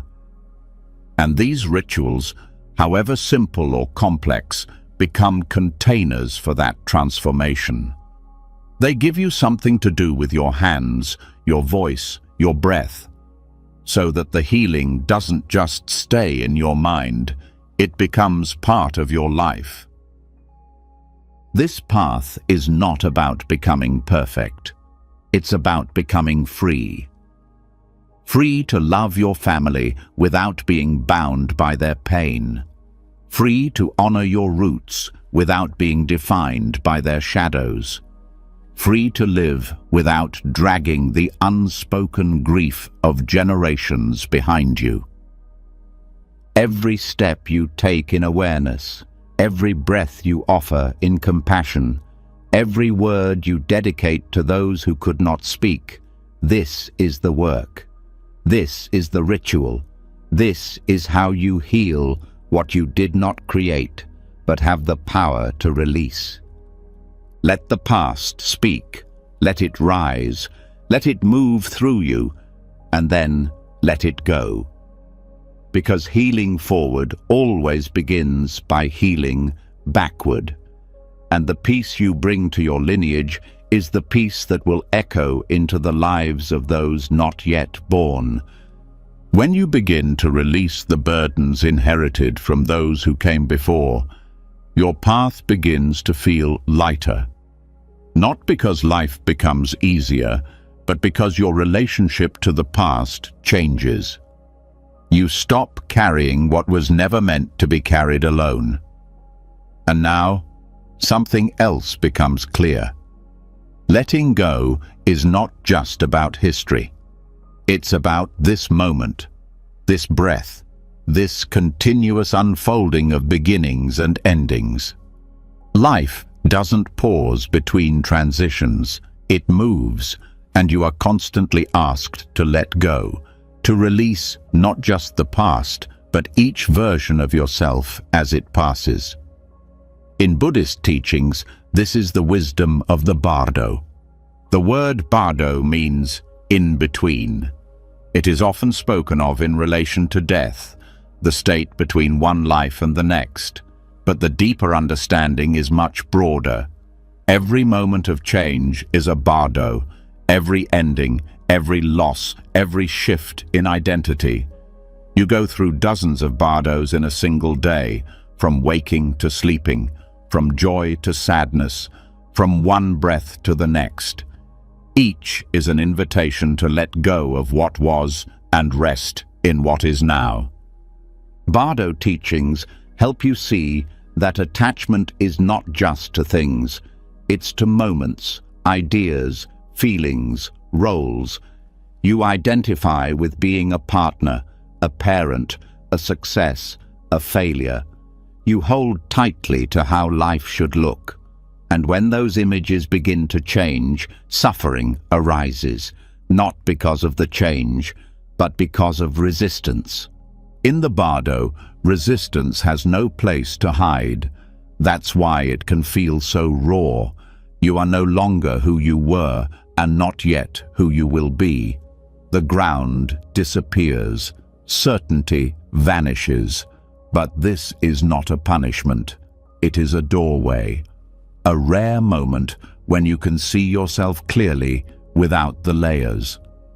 And if you can stay present in the bardo instead of rushing through it, you can learn the art of release, not as a loss, but as a return. Psychologically, bardos are the moments when your identity softens, when your usual ways of thinking no longer apply, when something breaks through crisis, through realization, through deep change, and what used to define you no longer fits. You are not just confused, you are being reformed. But if you panic, you miss the teaching. If you grasp, you create new suffering. The only path through is presence. To train in this, Buddhist practice encourages you to become intimate with impermanence. Not as a concept, but as a living truth. You watch how each thought rises and passes. You watch how emotions peak and dissolve. You observe how attachment causes pain, not because you love, but because you expect permanence in a world built on change. In bardos, that truth becomes unignorable, and that is a gift. The teachings say that in the bardo after death, the mind is highly reactive. Thoughts manifest immediately. Fear can distort what you see. Clinging creates hallucinations. But the same is true in life. When one phase ends, whether a job, a relationship, or a sense of purpose, the mind races. It creates stories. It grabs onto anything that feels solid. This reaction is understandable, but it is not helpful. What is helpful is learning to relax into uncertainty. Relaxation here doesn't mean indifference. It means loosening the grip. It means allowing space between thought and reaction. When a life transition arises, expected or not, you bring the same awareness you would bring to a meditation cushion. You breathe, you feel, you name what's happening without clinging to it. You allow grief without being consumed. You allow hope without being controlled. The bardo is not a place of comfort, but it is a place of truth. And truth is the beginning of liberation. In this space, you see what you've been holding too tightly, the identity you've built, the dreams you've attached to, the fears you've avoided. All of them surface, and now you can meet them not with avoidance, but with compassion. This is where the power of bardo practice lies. It's not about waiting until death to understand these teachings. It's about recognizing that you are in transition constantly, that everything is shifting, that you are always standing in the doorway of what was and what is becoming. And instead of trying to rush through that door, you can pause, you can learn, you can surrender. There are specific practices that help prepare for these moments. One is Fowa, the practice of conscious transference. It's traditionally used to guide consciousness at the time of death, but its essence can be used at any ending.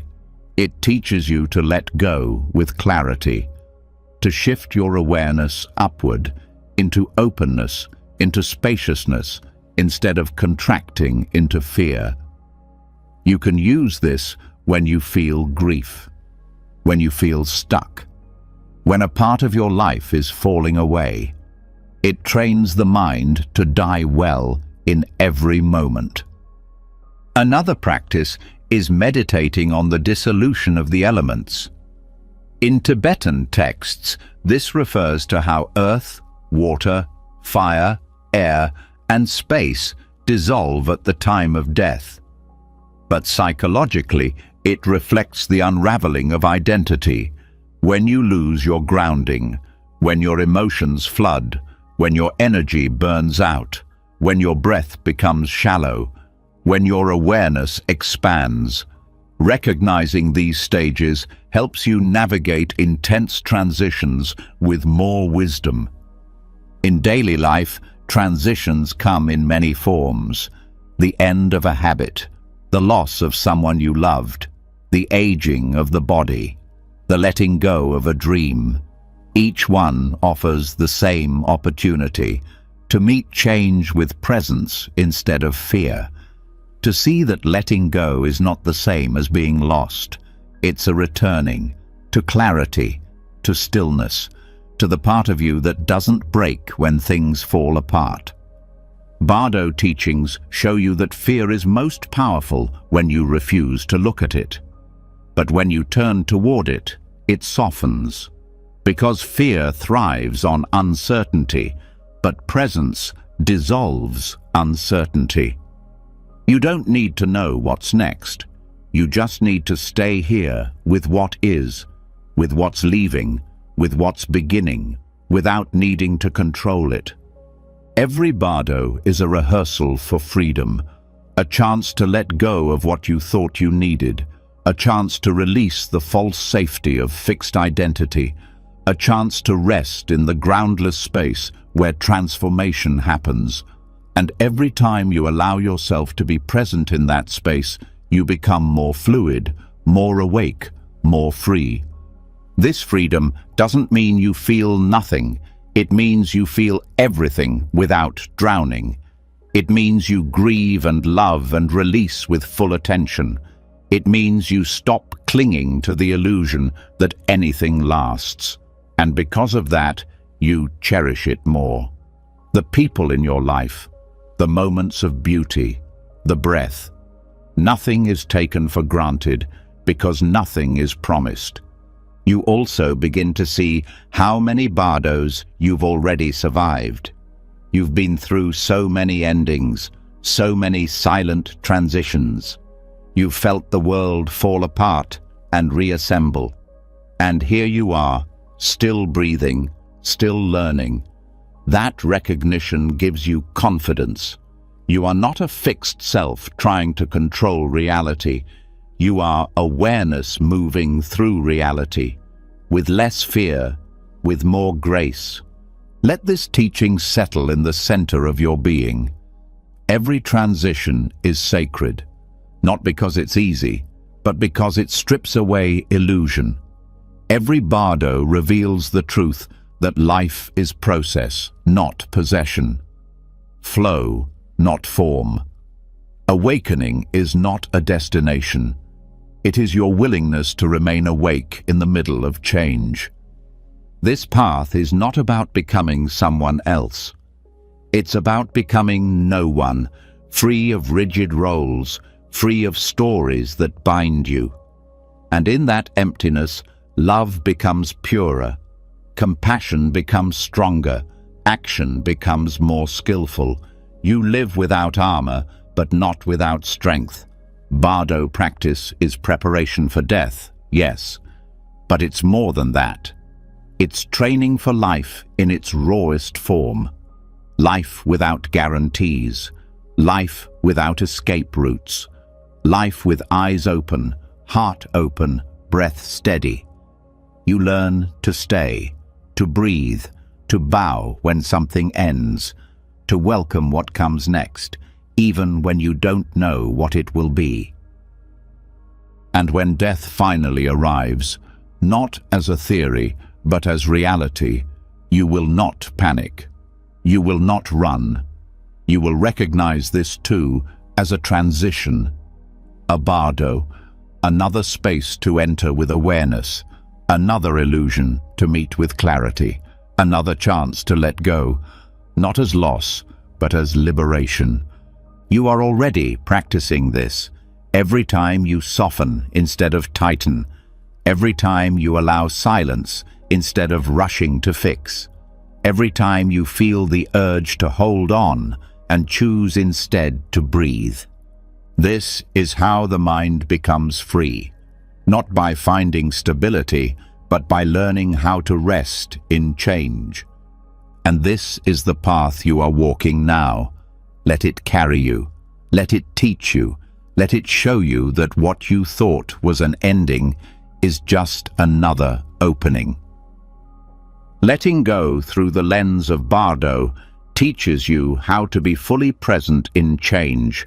It teaches you that every shift, no matter how small or shattering, is a path into awareness. But even with all the clarity gained in transitions, the mind can still remain loud. After all the insight, the mind keeps speaking. It replays old thoughts. It returns to worries. It fills space with stories, even when you already understand the lesson. That noise becomes the next challenge. It keeps you on the surface. It drains your energy. It makes you feel distant from yourself. And there is one ancient antidote for this restlessness: silence. Not the silence of a quiet room, not the absence of sound. Noble silence. The kind of silence that goes deeper than words. The kind that holds everything but clings to nothing.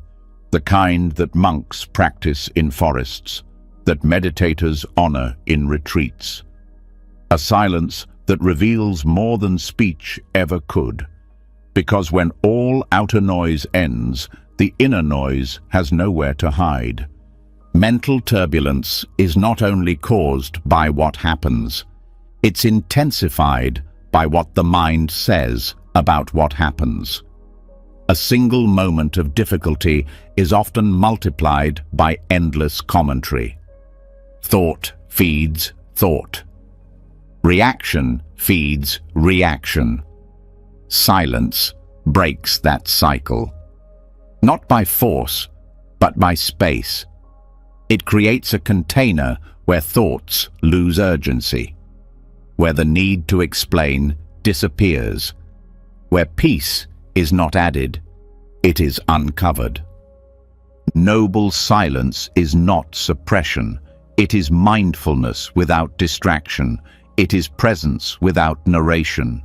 It is awareness that no longer needs to perform. When you stop speaking, your energy stops leaking. Your attention gathers inward, and what felt overwhelming becomes clear, manageable, even still. Forest monks have long known this.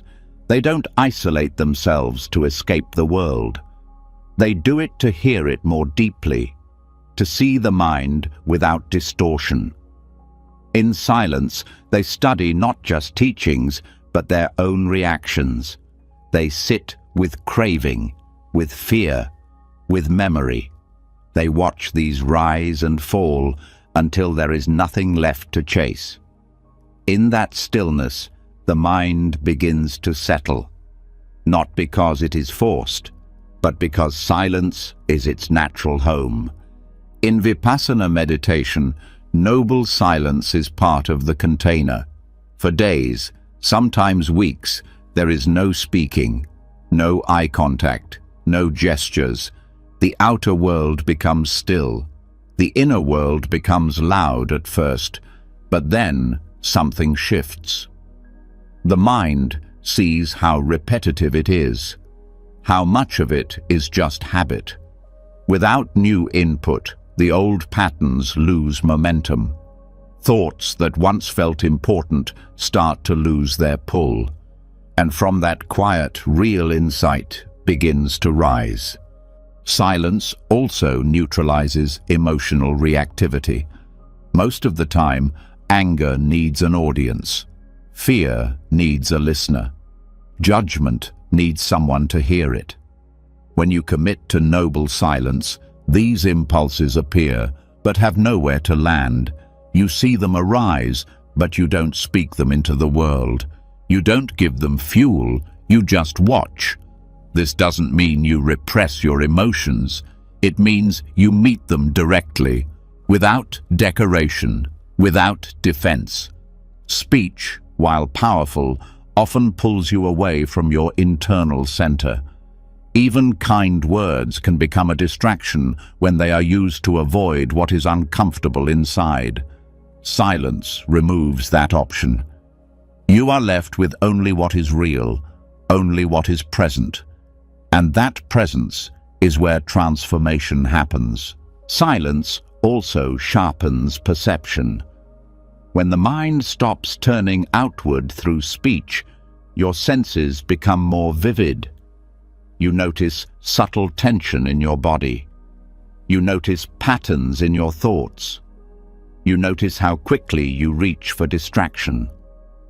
And the more you notice, the more you understand.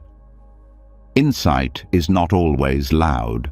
Sometimes it arrives like a whisper, only heard when everything else is quiet. This is why noble silence is so valuable in detoxifying mental chatter. The more you stay in silence, the more you realize that not every thought deserves a response. Not every emotion needs to be explained. Not every question needs an answer. You begin to trust stillness, to live in it even when nothing is happening, especially when nothing is happening. In everyday life, silence is rare. Not just external, but internal. Most people move from one noise to another, from a conversation to a podcast, from music to scrolling. Silence feels awkward, unproductive. But in Buddhism, silence is not absence, it is space. And space is what allows wisdom to arise. You do not need to chase answers. You need to be quiet enough to hear them when they come. Even short periods of noble silence can change your nervous system. 10 minutes of true silence, no speaking, no reacting, no seeking, can begin to shift your baseline. You feel less hurried, less tense. Your breath deepens, your muscles soften, because you are no longer caught in the performance of the mind. And as the mind slows down, you start to hear what lives beneath it. Not more thought, but something different. A deeper kind of knowing, not logical, not verbal. A calm clarity that doesn't argue. This clarity is your natural state. It's not created by silence, it is revealed by it. This is the silence that masters speak from. It's why their words feel so precise, even when few are spoken, because their speech is not reaction, it is response. It comes from stillness, not from habit.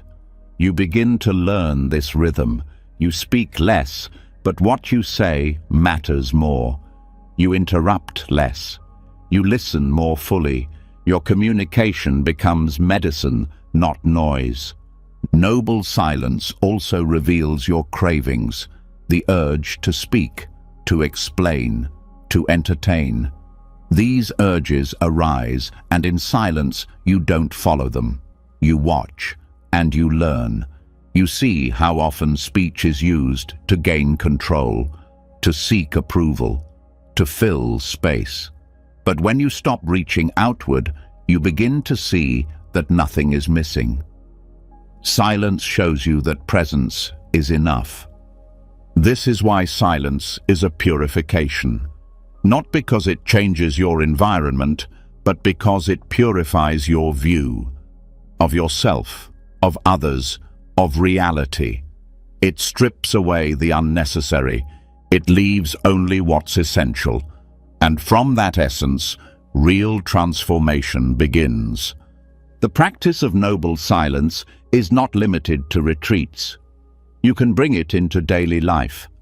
A silent morning before the phone turns on, a walk without music, a meal without talking, a moment between tasks where you say nothing, do nothing, and simply feel.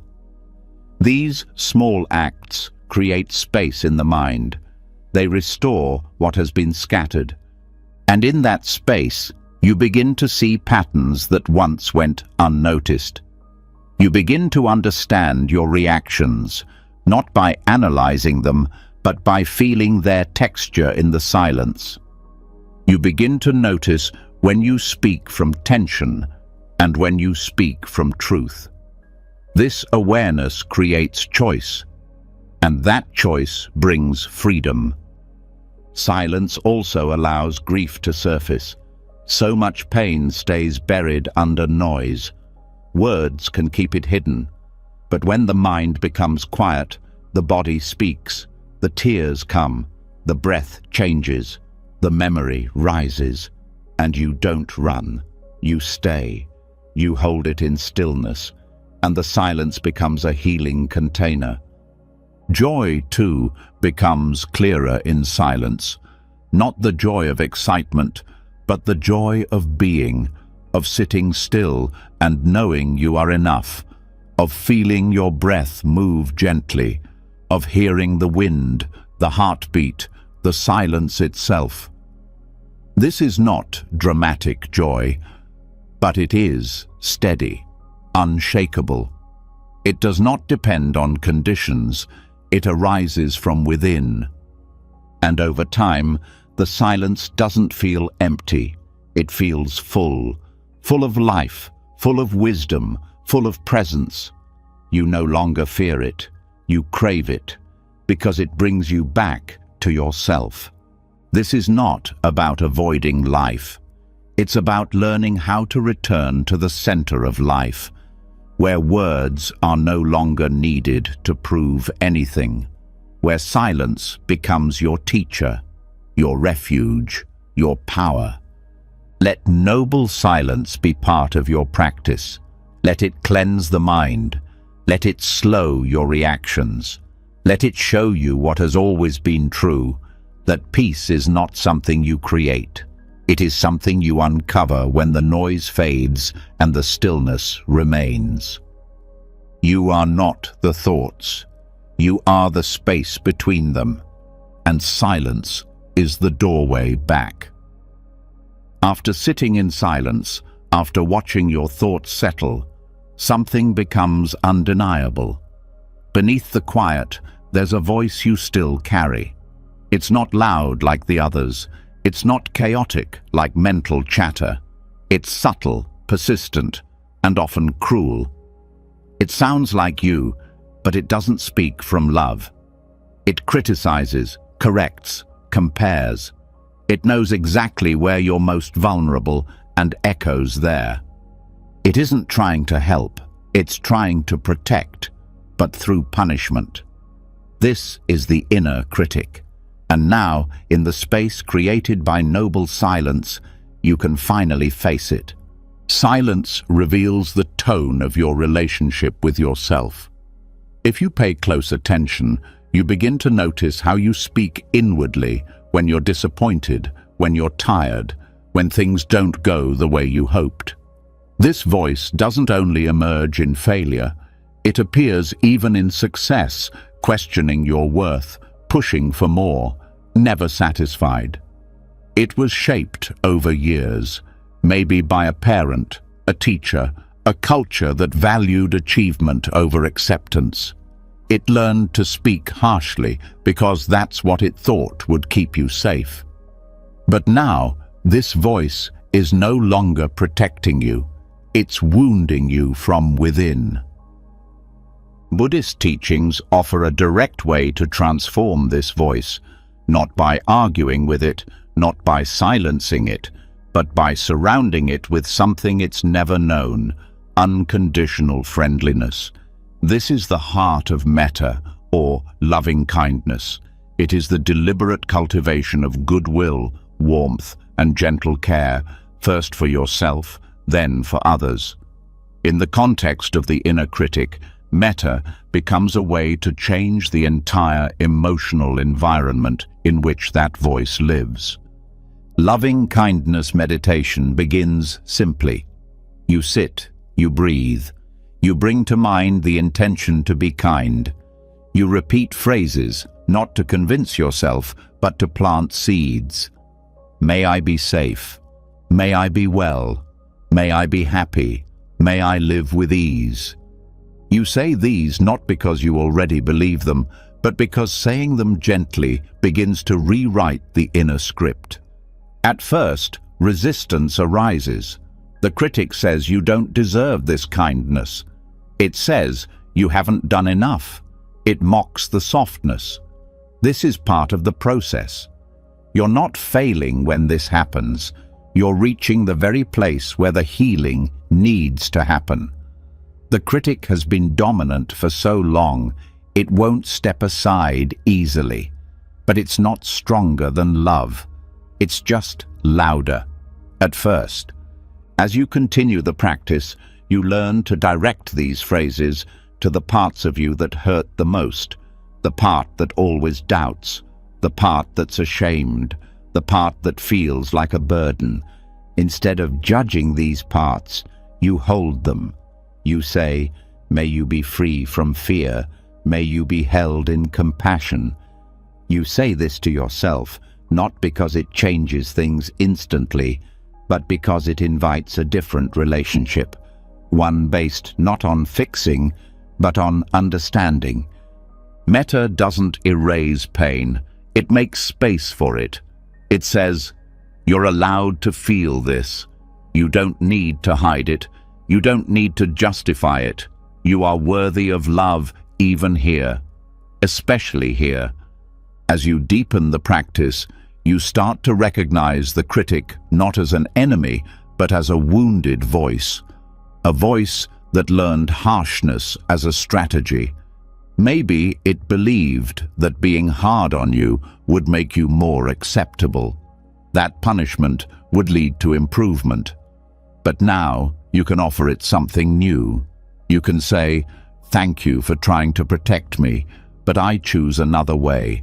I choose kindness. Over time, the critic softens. It becomes less dominant.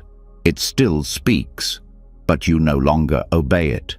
You hear its words, and you answer not with compliance, but with compassion. This doesn't make you passive. It makes you whole. You still grow. You still learn. But you do it with care, not with self-harm. Loving kindness also changes the nervous system. Harshness activates stress. It narrows the mind. It contracts the body. But metta soothes the nervous system. It widens perspective. It allows creativity. It invites rest. As you send these intentions of kindness inward, the body responds. The breath becomes smoother. The tension in the chest eases. The mind begins to settle, not through silence alone, but through safety.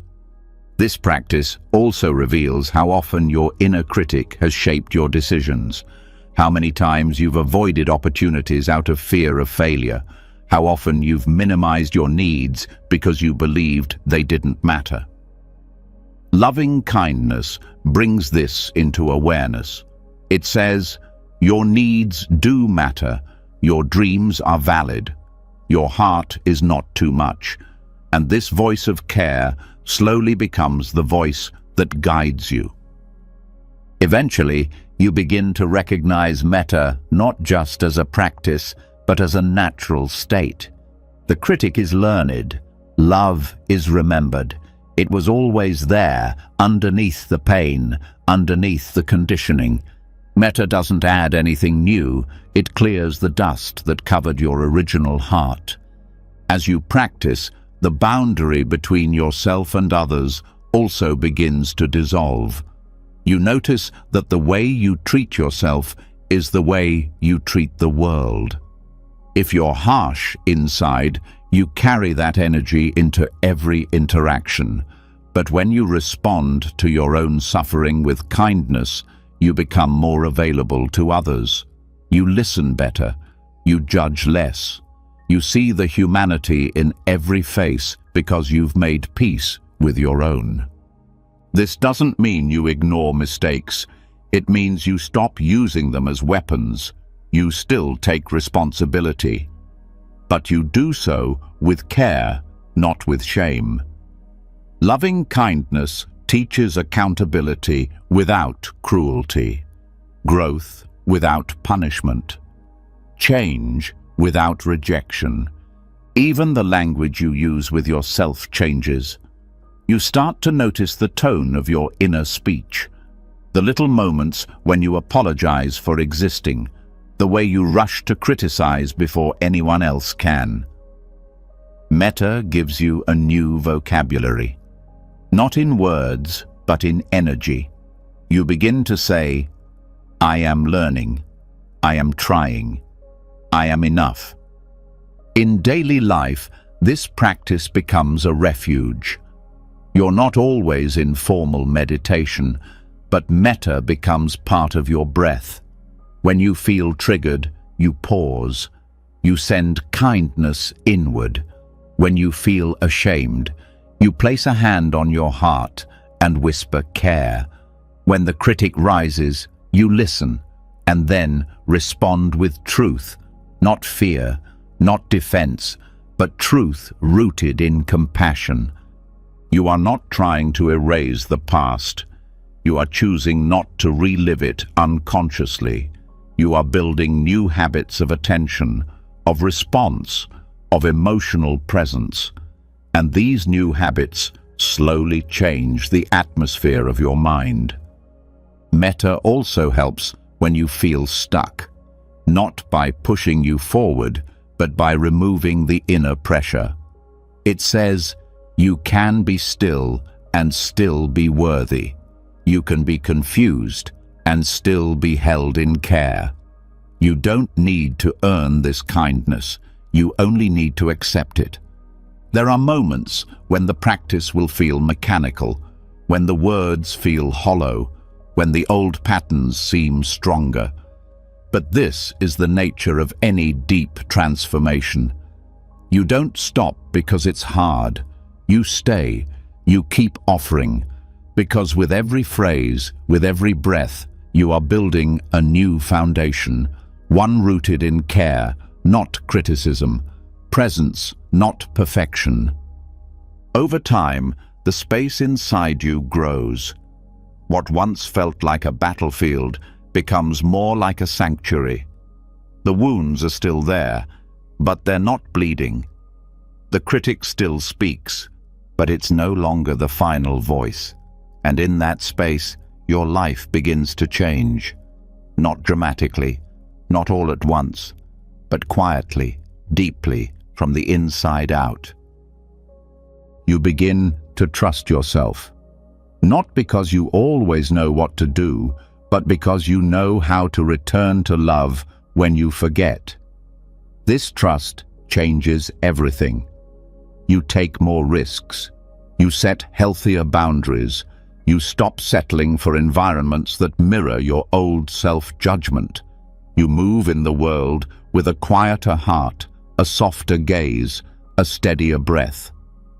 This is what metta toward the self makes possible. Not just relief, but return. A return to the part of you that was never broken. The part that doesn't need fixing, only remembering. And now that you've begun this return, the path ahead becomes clearer. Not easier, but clearer. Because you are no longer walking it alone. You're walking it with the steady company of your own kindness. Let that kindness guide the rest of the journey, breath by breath, word by word. You are not your critic. You are the love that survives it. After you begin to treat yourself with loving kindness, something deeper unfolds. Your inner world starts to soften. The harsh edges of self-judgment slowly round out. You become less reactive to your own imperfections. But soon, another challenge appears, the way you relate to others. It's one thing to be gentle with yourself in silence. It's another to hold that same gentleness in a conversation, in conflict, in the everyday mess of human interaction.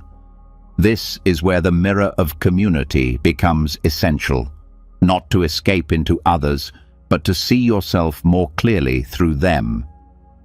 In Buddhist teachings, the Sangha, the spiritual community, is not just a support system. It is a living mirror.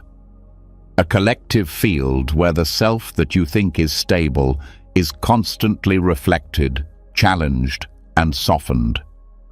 Without others, it's easy to believe you've transcended your reactivity. But when someone ignores you, interrupts you, or misunderstands you, your practice is tested.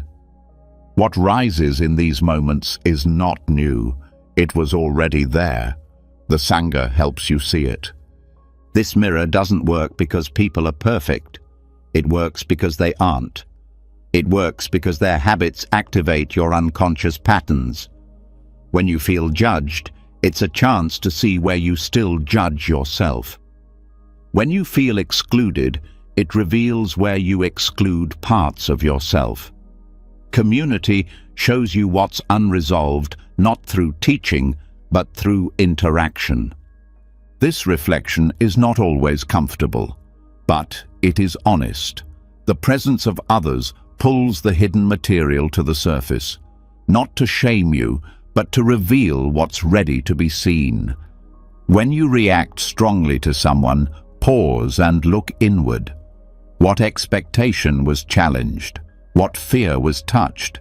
What part of your identity felt threatened? These questions don't push blame outward. They bring the power back to awareness. The Sangha becomes a training ground for this kind of seeing. It's not about always agreeing or always feeling safe. It's about learning to stay open even when discomfort arises.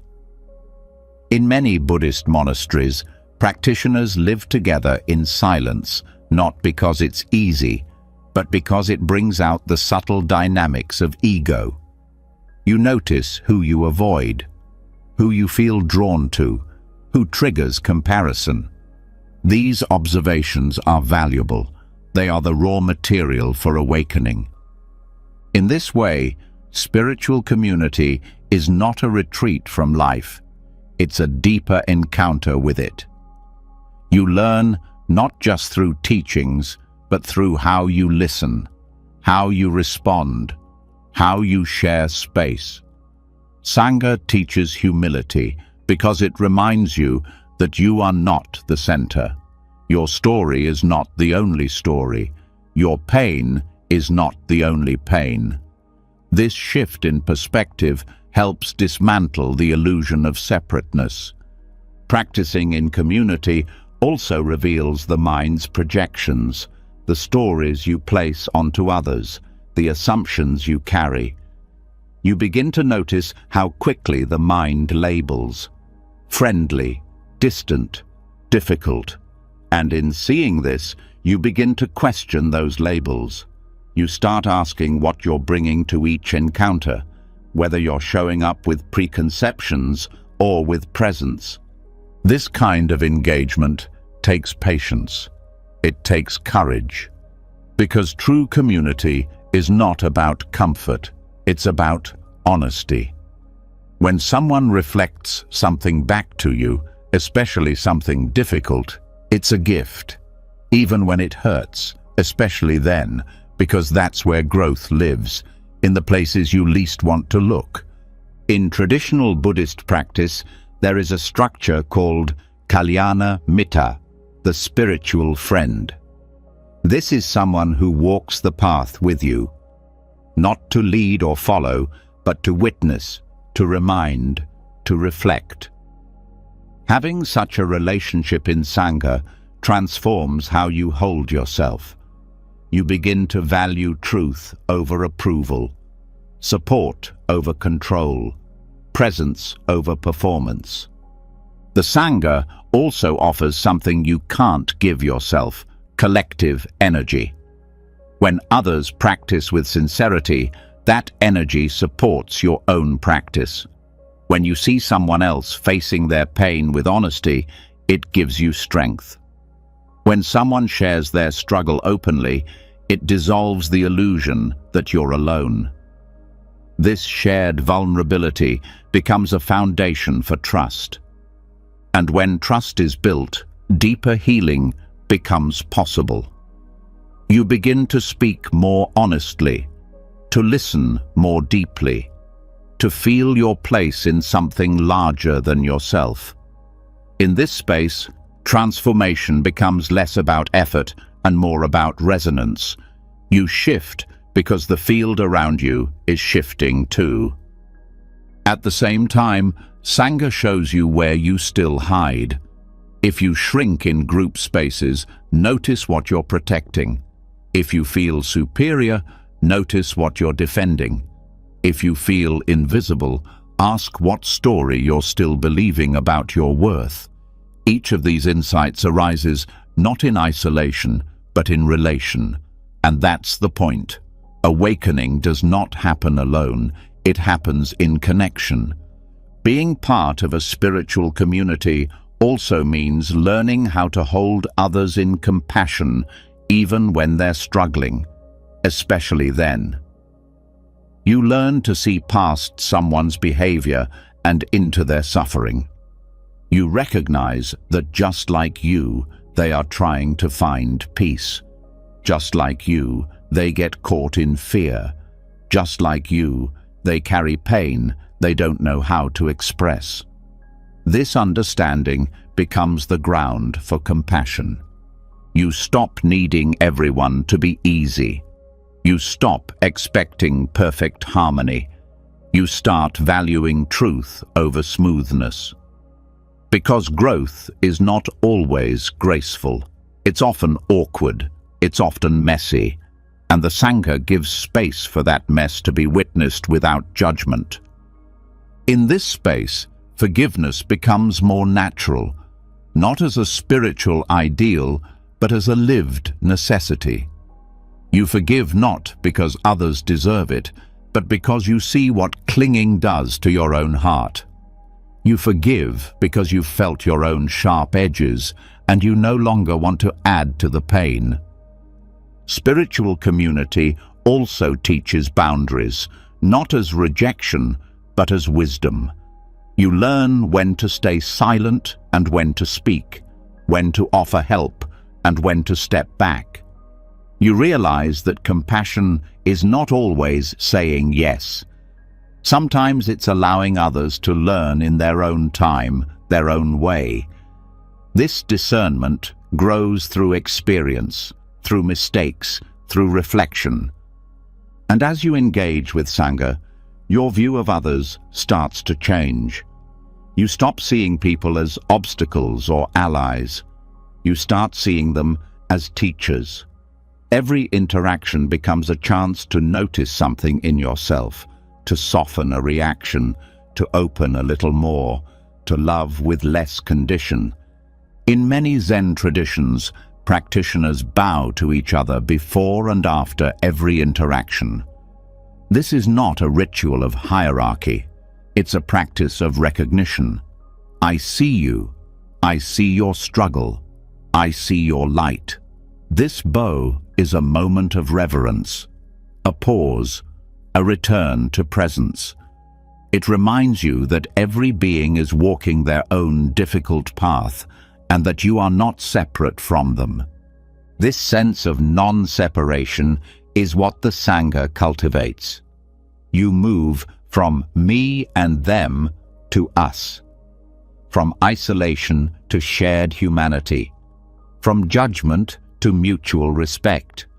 Not because everyone is easy to love, but because love becomes less about preference and more about practice. The Sangha teaches you that awakening is not just inward, it's relational. It's how you show up, how you respond, how you hold space. You don't need to fix everyone. You don't need to be liked by everyone. You only need to stay true, to stay kind, to stay present. And in that presence, the old ways of relating begin to fall away. You don't need to defend yourself with sarcasm. You don't need to withdraw to feel safe. You don't need to be perfect to be accepted. You simply need to be willing, to be real, to keep showing up. This is how the Sangha becomes not just a community, but a mirror. Not just a group, but a path. It reflects your inner world back to you, so you can see more clearly, love more fully, and let go more completely. You don't have to walk this path alone. You were never meant to. When you begin to open in community, when your walls soften and your defenses fall away, something new becomes visible. The more present you become with others, the more aware you grow of how your choices ripple through them. Every word, every action, every silence carries weight. You begin to feel the subtle effects of what you do, not just on others, but on your own mind. The discomfort of having acted from fear, the quiet unrest that follows dishonesty, the tension that stays in the body when you move against your values. This is the voice of conscience, and it's not asking for punishment, it's asking for alignment. In Buddhism, this alignment is cultivated through sila, ethical conduct. Often misunderstood as a set of rules, sila is not about control or suppression. It is about liberation. It's about clearing the internal landscape so you can sit in silence without being haunted, so you can relate to others without guilt, so you can rest in your own mind without conflict. Ethical conduct is not about being good in a superficial sense. It's about creating the inner conditions that allow peace to arise. The 5 precepts, abstaining from killing, stealing, sexual misconduct, false speech, and intoxicants, are not commandments. They are training principles. They point toward actions that lead to mental clarity. They guide you away from behaviors that disturb the heart. When followed with awareness, they begin to detox the conscience.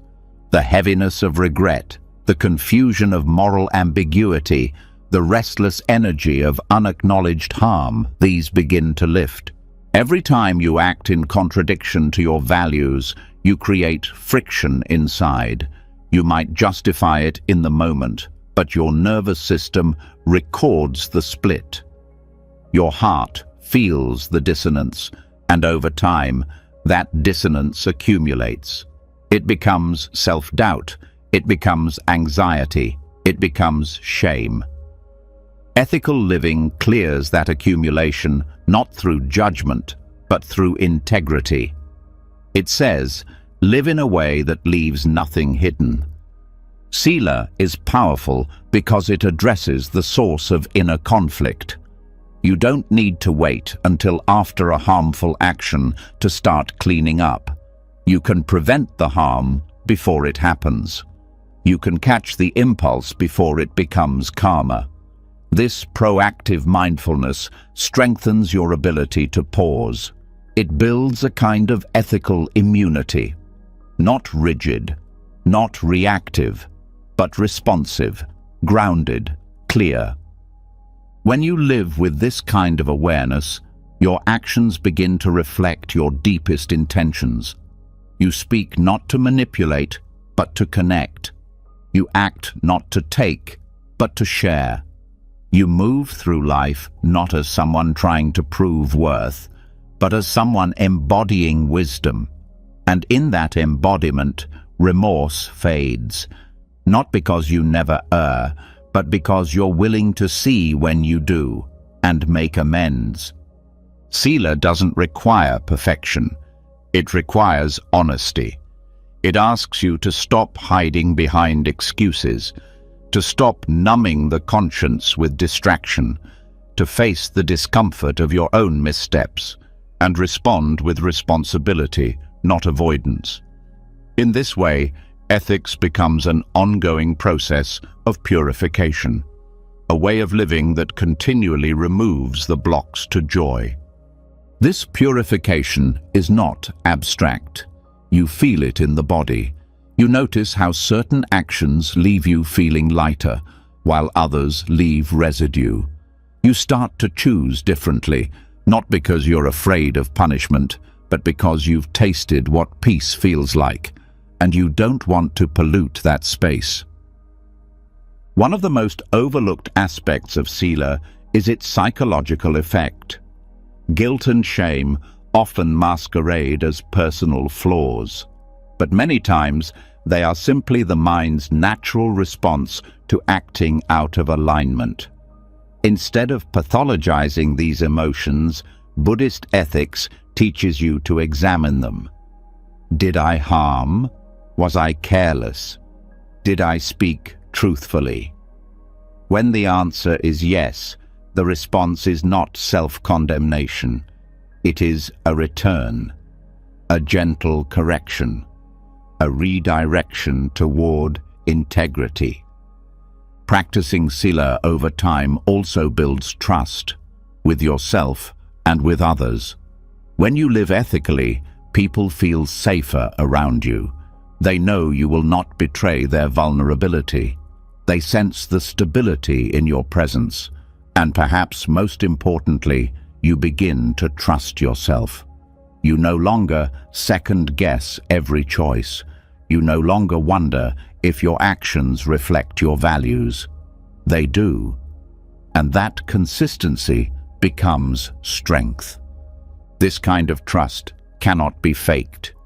It is built moment by moment, decision by decision, and it is strengthened in difficulty, not ease. When you want to speak harshly, but choose patience. When you feel tempted to deceive, but tell the truth. When you could act out of selfishness, but choose generosity. These moments build inner dignity, not pride, but quiet self-respect. Ethics also provides a compass when clarity fades. In emotionally charged situations, the mind becomes reactive. The ego takes control, but a strong ethical foundation serves as a guide. It reminds you what matters. It gives you something to lean into when your emotions pull you off course. You don't have to figure everything out in the moment. You can return to your principles.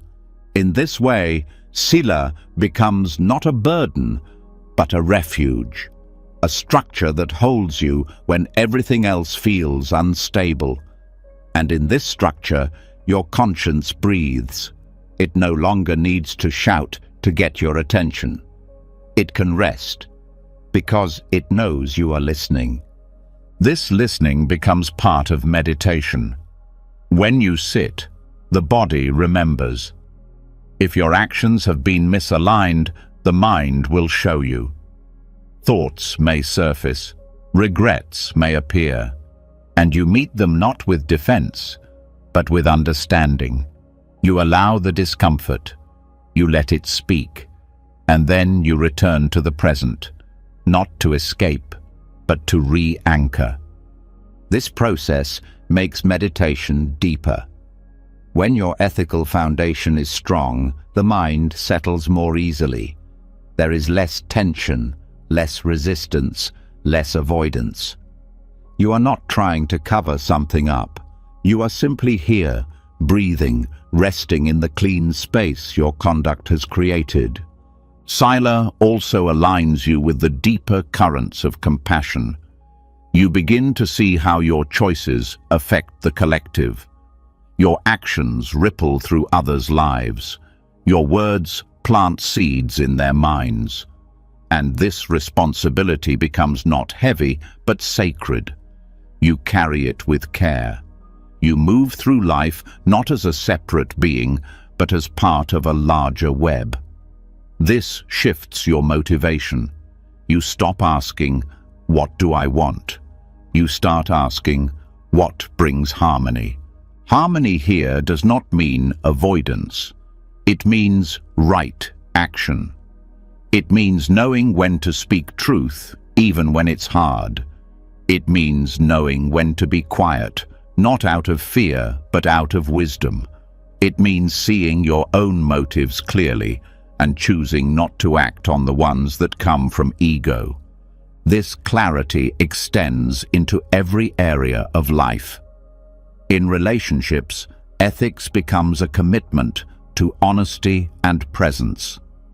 In work, it becomes a guide for fairness and integrity. In conflict, it becomes a path back to peace. Ethics does not limit your freedom, it refines it. It helps you choose from your higher self, not your conditioned one. And over time, this way of living becomes natural. It no longer feels like effort, it feels like flow, because there is less friction, less regret, less inner contradiction. You stop wasting energy managing guilt. You stop needing to explain your actions. You simply live in truth. This truthfulness becomes a quiet power.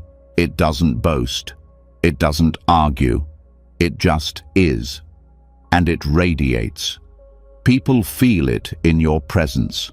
You feel it in your breath. The mind becomes less divided, the heart becomes more open, and the conscience becomes clear, not because you've silenced it, but because you've honored it. Let this become your path, not a rigid moral code, but a living practice. A practice that brings your actions, your speech, your thoughts into harmony with your deepest wisdom. A practice that frees you from the endless loop of self-judgment.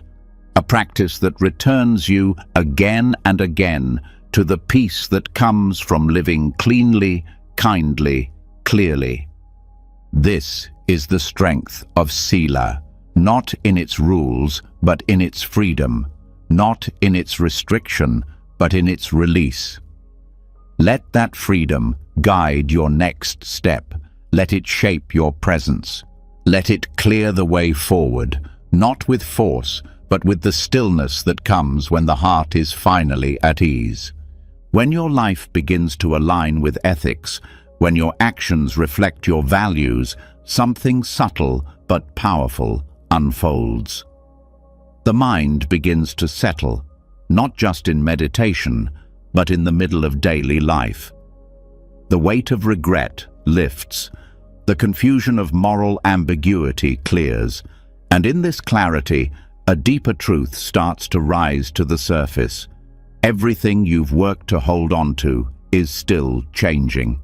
No matter how well you live, how mindfully you act, nothing stays. The people you love, the roles you fill, the feelings you chase, they all move. And the more you try to freeze them, the more suffering you create. This is where the next doorway opens, the direct experience of impermanence. Impermanence, or anicca, is not a theory. It's not something to debate or define. It is the most intimate truth of your life. The breath comes and goes. The heart expands and contracts. Thoughts arise and pass. Emotions swell and fade. The body ages. Seasons shift. Relationships evolve. Every moment is a reminder that what begins will end. What forms will dissolve. What is gained will be lost. But this isn't a sentence. It's an opening.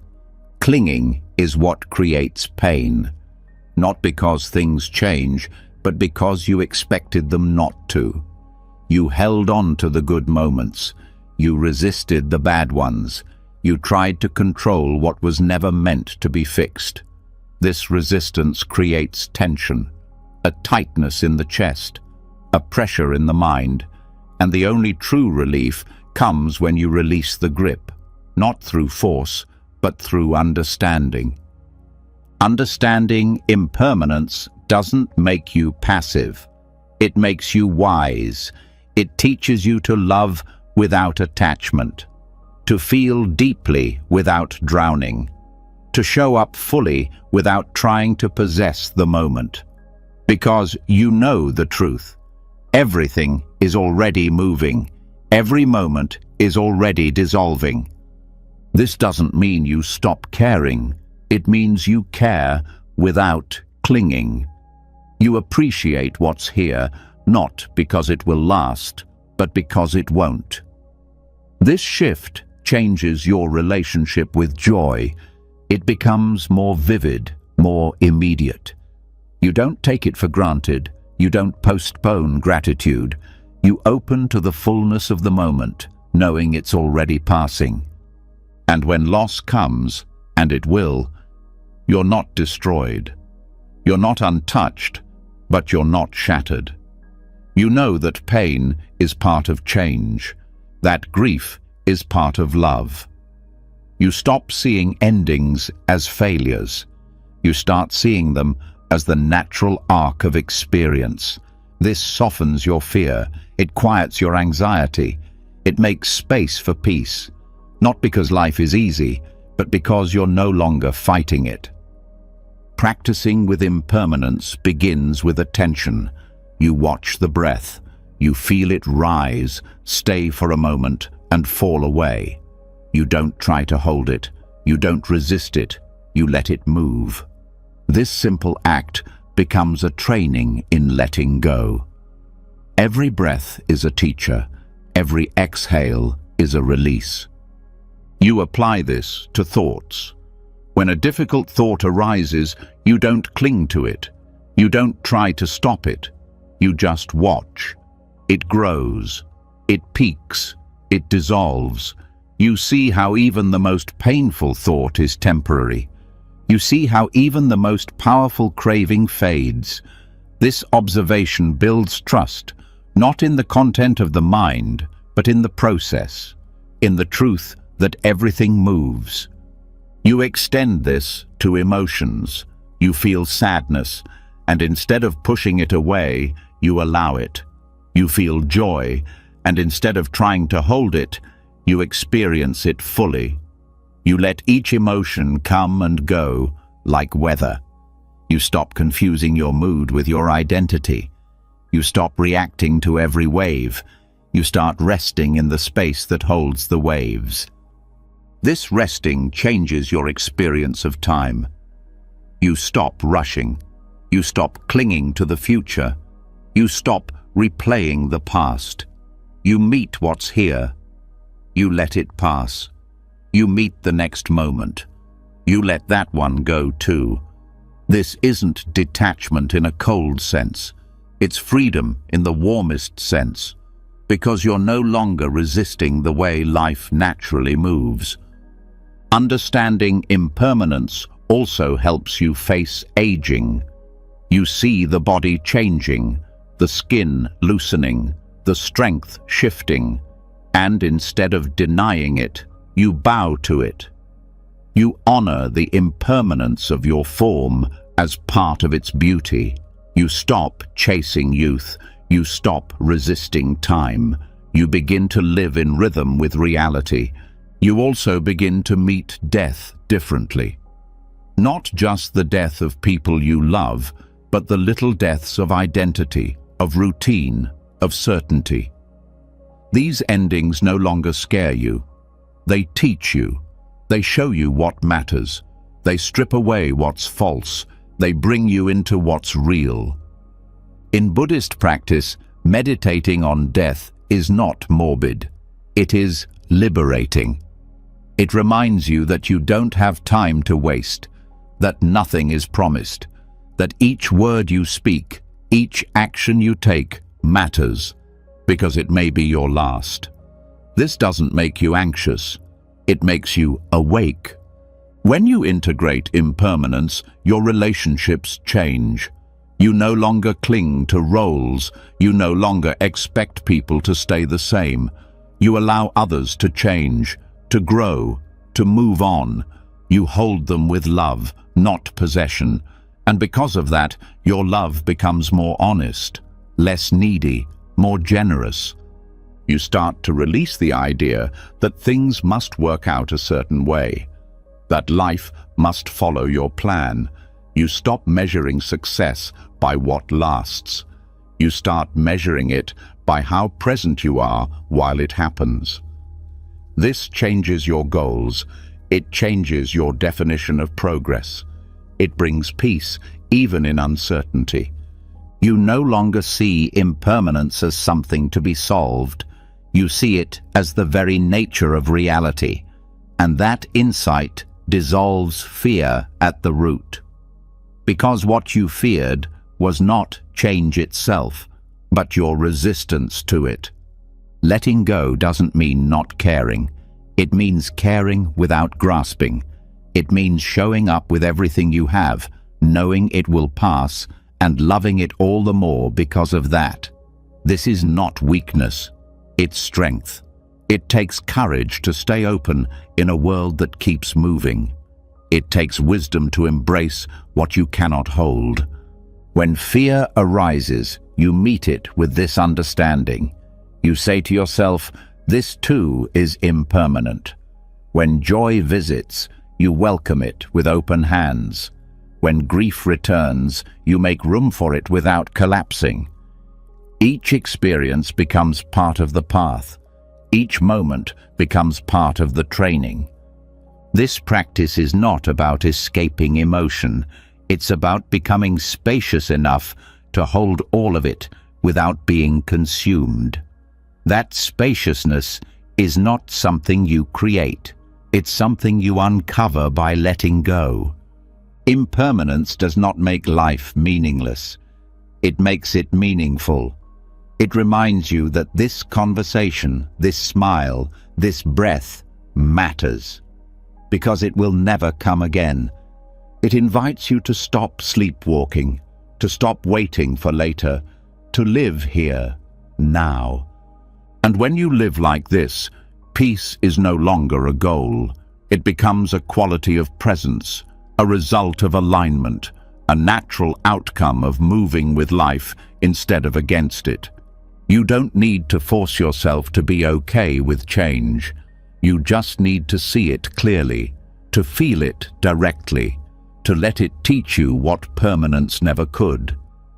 That freedom isn't in holding on. It's in knowing you don't need to. And from this knowing, something new arises. Not detachment, but connection. Not indifference, but depth. You begin to love more fully, not because it will last, but because it won't. Let this understanding guide you. Let it soften the fear. Let it loosen the grip. Everything you need to let go of is already moving. Everything you think will last is already passing, and that's not a loss. That's your freedom. After surrendering to impermanence, something inside softens even further. You stop trying to trap life in containers. You stop expecting permanence where there is none. You've started to understand that clinging is not safety, and letting go is not loss. It's the natural flow of everything. But now, another question arises in the quiet that follows release. What do you live for if everything is always moving? What gives shape to your path when you no longer chase security or grasp at identity? In Buddhism, the answer is not about self-fulfillment. It's about turning outward. It's about becoming a source of liberation for others. This is the Bodhisattva ideal. The Bodhisattva does not seek awakening just for themselves. They vow to awaken for the sake of all beings. Not because they feel superior, not because they want recognition, but because they see clearly that there is no real separation. Your healing is not complete until you include others in it. Your wisdom is not fully mature until it becomes service. Paradoxically, this outward turn lightens your inner pain. When you stop making your own suffering the center of everything, it begins to loosen. Not because it disappears, but because you've changed its role. It becomes fuel instead of weight. It becomes the very reason you can relate to others with tenderness. The very reason you understand what it means to hurt and to keep walking anyway. The Bodhisattva path does not ask you to be perfect. It asks you to be willing. Willing to keep your heart open even when it aches. Willing to keep showing up even when it feels like nothing is changing. Willing to make your path not just about survival, but about service. This intention doesn't remove your wounds. It transforms them into wisdom. You may still carry the scars of past trauma. You may still hear the echoes of old doubt. But now, these are not signs of failure. They are reminders of your capacity to hold others in their own struggle. When you walk the Bodhisattva path, your pain is not a barrier. It becomes a bridge. Every time you choose to meet someone with compassion instead of judgment, you are embodying this path. Every time you respond to harm with awareness rather than reaction, you are living it. It's not about dramatic acts. It's about everyday choices. It's how you speak, how you listen, how you show up with presence in the ordinary moments that most people overlook. And yet, the Bodhisattva vow is not passive. It calls for courage, to see suffering and not turn away, to stay steady when others collapse, to act when action is needed, not out of ego, but out of love. This strength does not come from detachment. It comes from connection, from the deep knowing that all beings are seeking peace, even if they don't know how to find it. When you dedicate your practice to others, your own healing accelerates, because you're no longer trapped in the small self. You're no longer asking, "What do I need to feel better?" You're asking, "How can I help someone else not suffer in the way I did?" That shift expands your perspective. It gives your wounds a purpose. It frees you from the loop of self-centered pain. This path also teaches you not to wait until you're fully healed before you serve. You serve as you heal.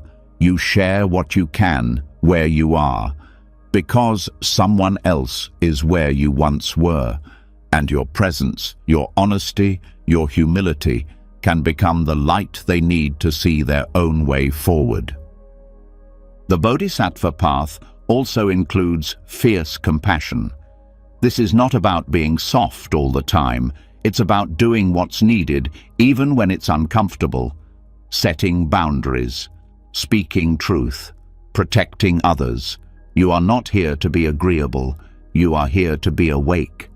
And sometimes that means disappointing others to stay aligned with what is right. As your vow deepens, you start to feel a sense of inner resilience. Not because life gets easier, but because you know what you're anchored in. You're not chasing temporary highs. You're rooted in purpose. Your actions become more intentional, your choices more mindful, your presence more impactful. This is not idealism. It is lived reality. The Bodhisattva is not a mystical being from ancient texts. The Bodhisattva is you, every time you choose to keep your heart open in a difficult moment. Every time you offer kindness without expecting anything back. Every time you use your own pain as a compass for compassion. This path also teaches equanimity. You learn to give without attachment to results, to serve without needing praise, to offer your time, energy, and love, knowing that not all seeds will sprout in your lifetime, but they will sprout somewhere for someone. That's enough. You begin to notice the subtle ways your own suffering softens when you're not focused solely on it. You realize that empathy isn't about absorbing others' pain, it's about being present with it. Being a space where suffering can be seen, held, and slowly released. This presence is your offering. It doesn't require words or solutions, just the willingness to stay. The Bodhisattva vow also transforms how you handle your own emotions. When anger arises, you ask, "How can I understand this more deeply so I don't pass it on?" When fear appears, you hold it with the same tenderness you'd offer a frightened child. You stop rejecting parts of yourself. You begin to include everything in your compassion, especially the difficult parts. This inclusion changes how you relate to others. You stop needing people to be perfect. You stop trying to fix them. You see their behavior as expressions of unmet needs, unhealed pain, and misdirected longing. And instead of reacting, you meet them with grounded awareness. This doesn't mean tolerating harm. It means responding from clarity rather than conditioning. As you embody this path more fully, you realize that the world does not need your perfection. It needs your presence. It needs people willing to act from love, even when it's inconvenient. Willing to face their own shadows so they don't project them onto others. Willing to stay with what's hard so others know they're not alone. The Bodhisattva does not wait until conditions are perfect. They begin where they are. They use the life they've been given. The joys, the losses, the wounds, all of it becomes part of their path. Nothing is wasted. Everything is transformed. When you walk this path, you stop asking what you can get. You start asking what you can give, not out of obligation, not out of guilt, but because giving becomes the most natural expression of who you are. You've cleared enough of the debris. You've let go of enough illusions. Now, your very being becomes a source of benefit.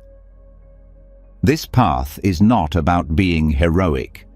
It's about being real. It's about being willing to keep going even when it's hard, to keep loving even when it hurts, to keep trusting that your small acts matter, because they do. Let this ideal live in your heart, not as pressure, but as guidance, not as a standard you must meet, but as a light you can follow. Let it remind you why you practice, why you heal, why you keep showing up, not just for yourself, but for all beings. Because when you walk for them, you are never alone, and neither are they. When your life becomes an offering, when your wounds begin to serve something greater than your own healing, the way you move through the world transforms. Every choice carries more weight, not as a burden, but as a responsibility guided by clarity. You begin to realize that your liberation is no longer separate from how you affect others. And in that realization, something subtle begins to shift. You start to pay closer attention to what you allow into your mind, because just as your actions leave an imprint on others, what you absorb leaves an imprint on you. Everything you take in, through your eyes, your ears, your attention, shapes the state of your mind. Not just the obvious things like entertainment or conversations, but even the tone, energy, and subtle messages of the environments you engage with. In Buddhism, this is understood through the lens of mental karma. Karma doesn't only come from what you do, it also comes from what you internalize. What you repeatedly absorb becomes what you unconsciously become. This is why mindful consumption matters. It's not about cutting yourself off from the world. It's about being conscious of what you let enter the gates of your perception. Every piece of media, every article you read, every video you watch carries an energetic tone. If you consume content that's rooted in fear, division, aggression, or cynicism, that tone begins to color your thoughts. Even if you don't agree with it, the repetition affects your baseline. It adds to the noise inside. The mind is porous. It doesn't always filter what is harmful from what is helpful. It absorbs what is repeated. It gets conditioned by what you pay attention to. This is why it's important not to treat what you consume casually. Just as you would protect your body from spoiled food, you must protect your mind from mental toxins. Mindful consumption begins with awareness, noticing how certain forms of content leave you feeling heavier, how certain conversations leave your body tense, how certain environments pull you into agitation or distraction. These effects are subtle, but they accumulate, and unless they are seen clearly, they begin to form the background of your life. Start by asking yourself simple questions. What kind of mental states does this content encourage? Does it bring clarity or confusion? Does it feed compassion or resentment? Does it leave me feeling more grounded or more reactive? These questions are not meant to create guilt. They are meant to restore choice. One of the most overlooked sources of mental karma is casual speech. Conversations that revolve around gossip, judgment, or superficiality may seem harmless, but they leave a trace. They pull the mind into comparison, anxiety, and attachment to opinion. Being mindful in speech includes being mindful in listening. When you stay in conversations that go against your values, even passively, your silence can become participation. Stepping back from such interactions is not rejection, it's preservation of clarity. This doesn't mean isolating yourself. It means choosing environments that nourish your inner life. People who reflect your aspirations, conversations that encourage depth, words that carry intention. You begin to notice that after certain encounters, your heart feels more open. After others, it feels guarded. That contrast is your compass. Another form of consumption is self-talk. The narratives you repeat, the identities you reinforce, the judgments you silently affirm. These are absorbed with the same impact as external voices. What you say to yourself when you're alone is often more powerful than anything someone else could say. If the inner voice is shaped by content that feeds insecurity, the result is predictable. Your sense of self shrinks. Your mental energy becomes drained. But if that voice is shaped by awareness, compassion, and clarity, the opposite happens. You grow in steadiness. You begin to trust your inner life. To purify the mind, you don't have to remove everything negative overnight. You start by reducing what is unnecessary. You pause before reaching for another piece of content. You take a moment of silence instead. You read something that uplifts rather than overwhelms. You listen to voices that point toward wisdom rather than chaos. These small shifts recalibrate the mind. Another part of mindful consumption is recognizing how habits of stimulation distort your nervous system. Constant exposure to fast, loud, or emotionally charged media keeps the mind in a heightened state. It becomes difficult to rest, to focus, or to feel subtle joy. Simpler experiences, like watching the breath, listening to the wind, or having a quiet moment, lose their appeal because the mind has been trained to seek intensity. Reversing this takes patience. It requires weaning off of overstimulation and relearning how to be nourished by stillness. Even the background noise matters. What plays while you work, cook, or commute still enters the mind.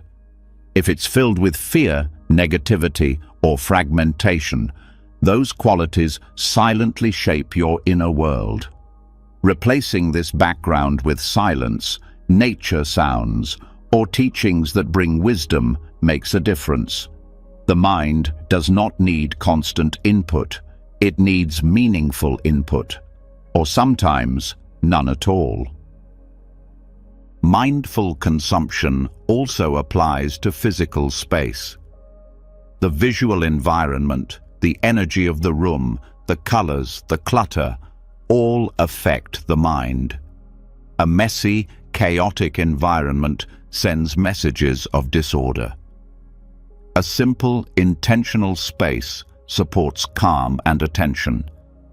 This is not about aesthetics alone. It's about what your surroundings are whispering to your subconscious day after day. In Buddhist monastic settings, great care is taken in creating a space that supports inner stillness. Not for beauty, but for practice. Every object has its place. Every activity is done with awareness. This principle can be brought into your own life. You don't need to live in a monastery to create a peaceful environment. You simply need to become more intentional with what surrounds you. Technology, though powerful, requires particular mindfulness.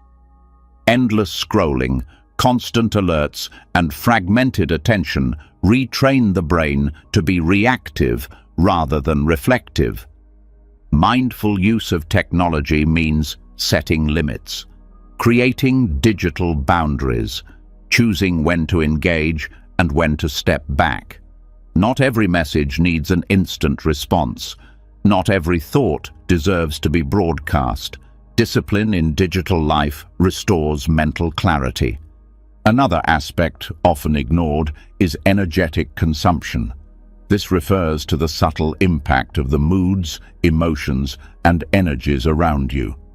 Being in spaces filled with anger or fear affects your system, even if no words are exchanged. This is not about blaming others. It's about becoming sensitive enough to know when your own inner state is being altered and taking steps to return to center. Practices like grounding, breathing, and stepping into nature help reset this balance. Purifying what you take in doesn't mean rejecting the world. It means choosing what allows you to stay awake in the world. It means recognizing that your attention is precious, that what you consume is not passive, it is practice. Every moment you spend engaging with something either deepens your suffering or supports your freedom. Mindful consumption also cultivates joy. When your mind is not overfed with confusion and clutter, it becomes more receptive to beauty. Small things bring delight. A moment of kindness, a single flower, a quiet sunset. These experiences do not need to compete with chaos for your attention. They become sufficient on their own. As your consumption becomes more mindful, your output changes too. What you say, how you act, how you respond to others, all of it begins to reflect a more settled mind. You speak with more care, you listen with more presence, you stop reacting to everything as if it's urgent. You begin to live in rhythm with what actually matters. This is not about avoiding difficulty. It's about reducing what is unnecessary, so you have the energy to meet difficulty with strength. You stop feeding the mind things that weaken it. You start choosing what aligns with your practice. This is a form of compassion toward yourself and toward others. In Buddhist teachings, right consumption is an extension of right intention. You don't take in what numbs, you take in what supports awakening. You let go of the habit of distraction. You move toward presence, not with harshness, but with care, because what you take in becomes what you live from, and what you live from becomes what you offer to the world. Let your intake be a reflection of your highest values. Let it clear the space within you for peace to arise. Let it support your path, not just by avoiding harm, but by inviting clarity, stillness, and joy. What enters the mind shapes the mind. Let what enters be chosen with awareness. Let your inner space be treated as sacred. Because everything you consume becomes part of who you are becoming.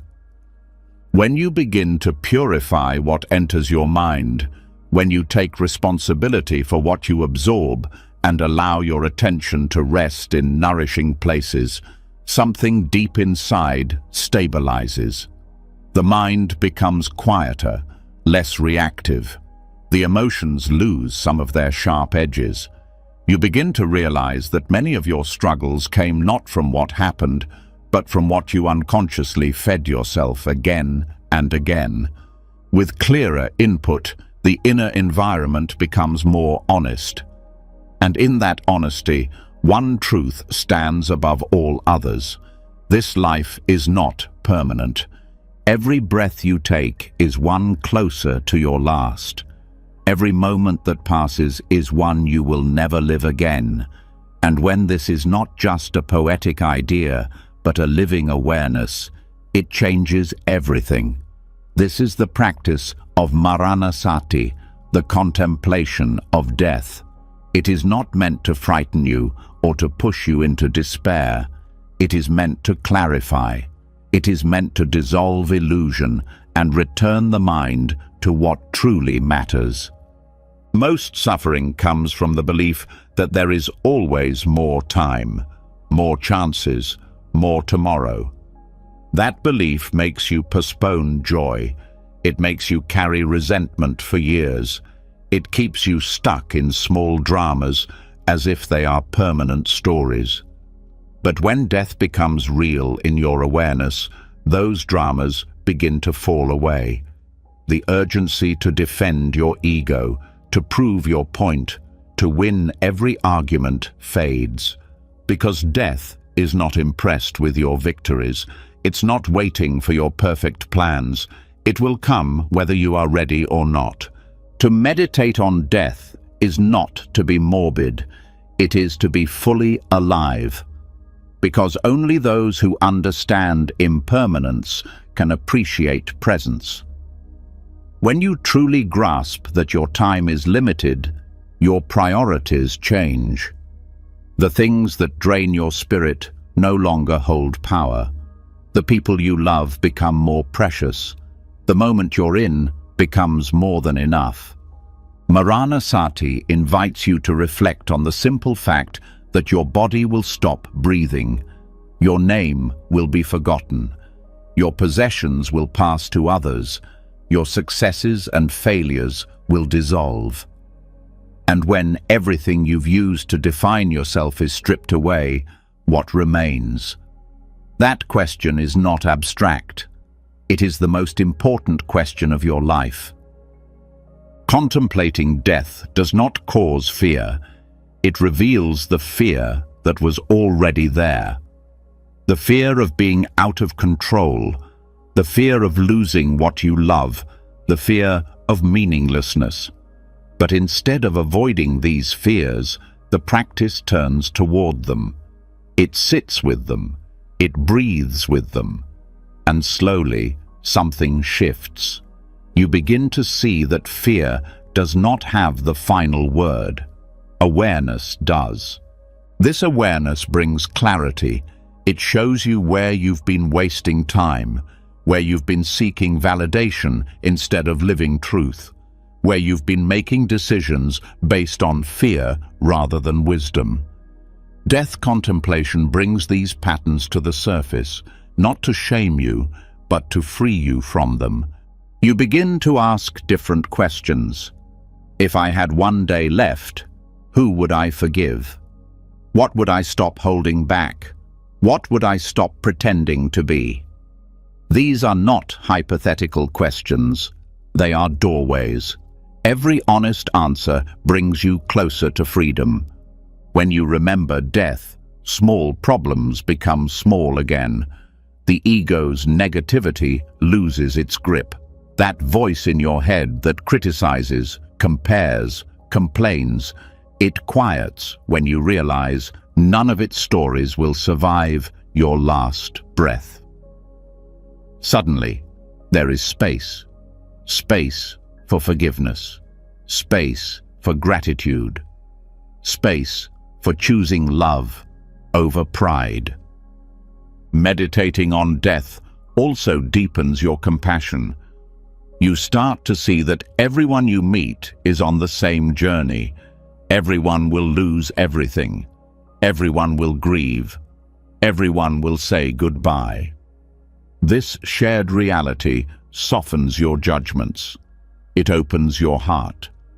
You become slower to react, quicker to listen. You stop expecting perfection. You start offering kindness because you know it may be your last chance. In Buddhist tradition, monks are often encouraged to meditate in cemeteries or reflect on corpses, not to glorify decay, but to dissolve illusion, to see directly that this body is not who you are, that no appearance is permanent, that what you are clinging to will change, no matter how tightly you hold it. This is not cruelty, it is compassion, because only when you stop clinging to the impermanent can you begin to rest in what is unchanging. Maranasati is also a powerful tool for cutting through procrastination.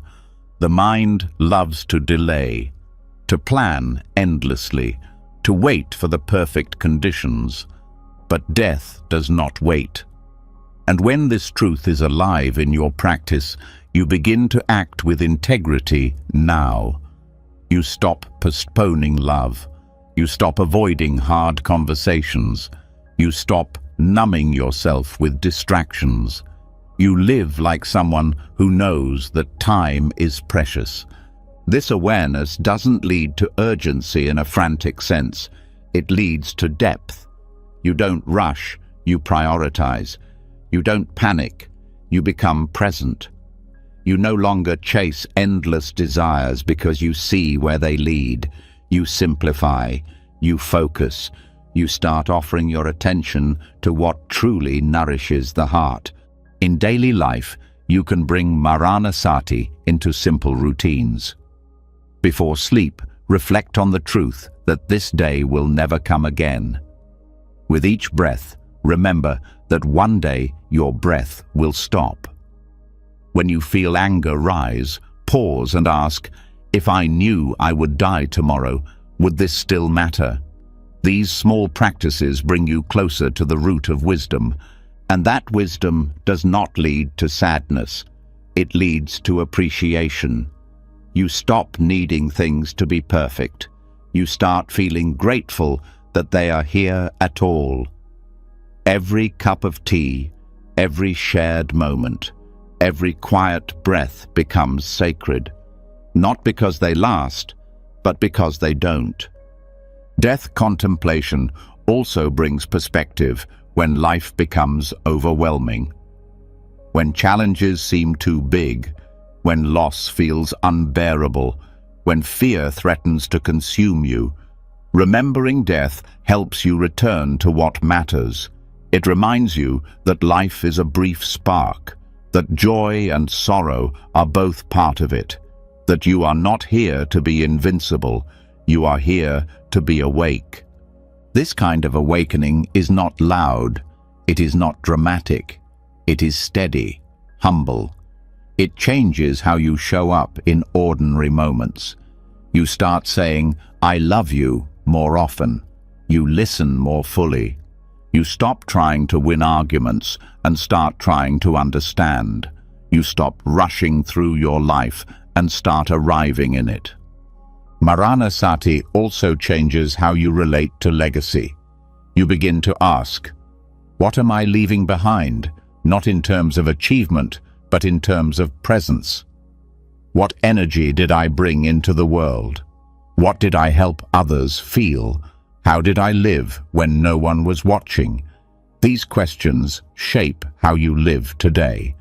There is no fear that can survive direct contact with death, because when death is no longer a stranger, life becomes more vivid, more honest, more full. You are no longer living under the illusion that you have forever. And that is where freedom begins. You are not meant to be fearless. You are meant to be clear. And clarity comes from remembering what is real. Death is real. Loss is real. And because of that, love must be real too. Presence must be real. Every conscious moment becomes a miracle, not because it's easy, but because it's true. Let Maranasati be a reminder. Let it sharpen your attention. Let it dissolve what doesn't matter. Let it reveal the stillness beneath the noise.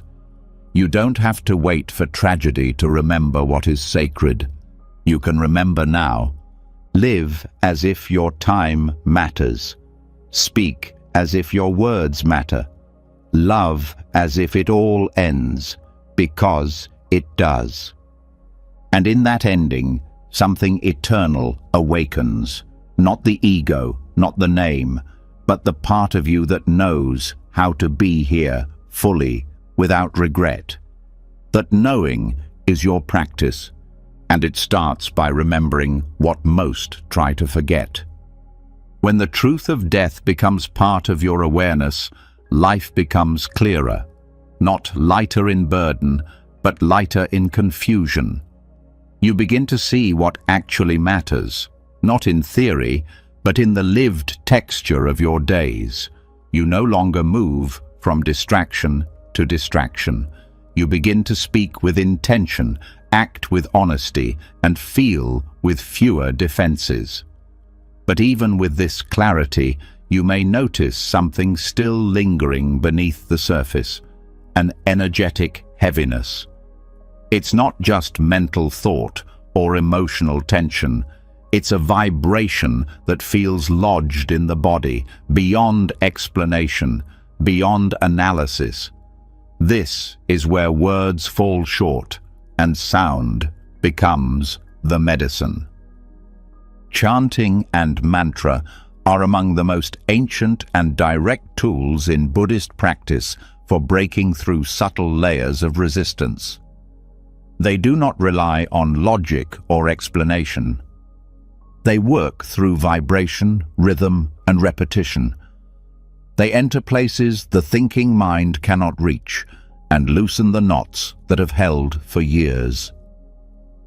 While mindfulness and insight allow you to observe and understand, sound allows you to cleanse and release. In Buddhist traditions, both Theravada and Mahayana, as well as Vajrayana, mantras and chants are seen as vehicles for transforming consciousness at its root level. When recited with sincerity, they begin to shift the energetic field within and around you. The vibrations resonate in your cells, your breath, your nervous system. Even when you don't understand the literal meaning, your whole being responds to the frequency.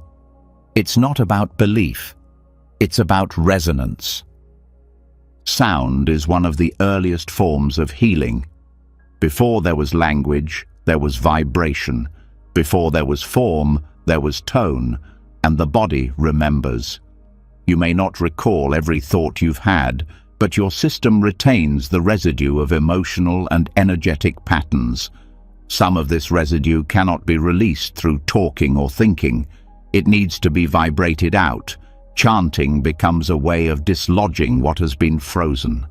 One of the most widely used chants in Mahayana Buddhism is the Heart Sutra mantra, Gate, Gate, Paragate, Parasamgat, Bodhisvaha.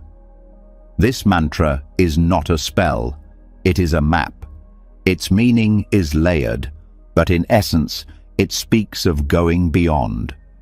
Beyond fear, beyond clinging, beyond illusion.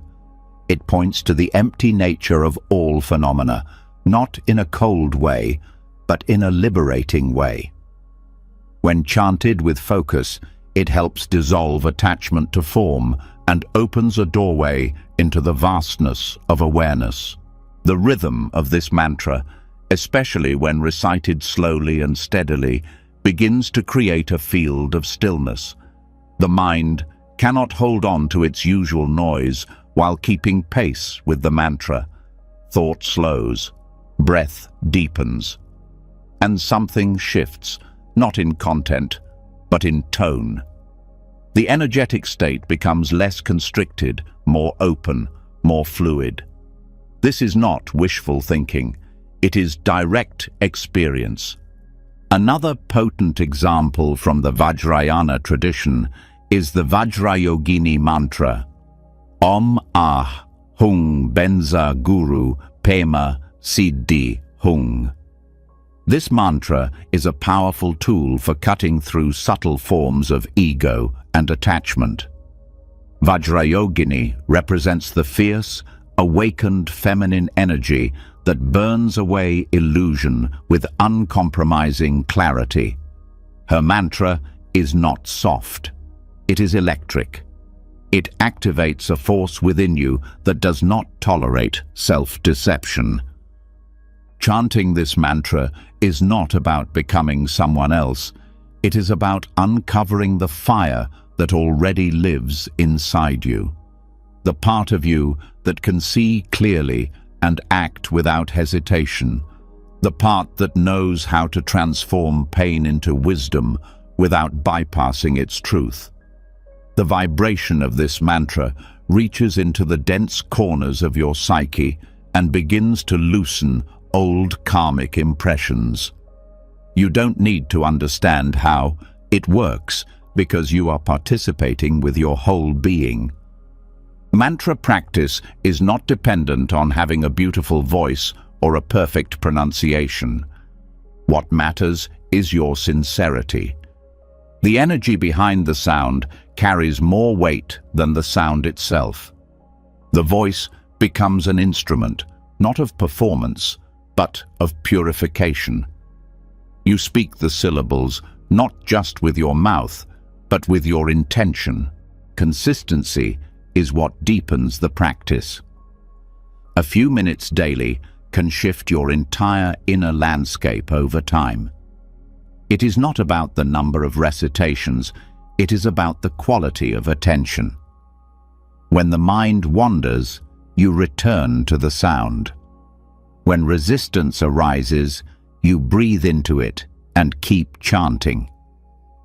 Over time, this process begins to build a field of stability within you, something that no longer gets shaken by every emotion or external disturbance.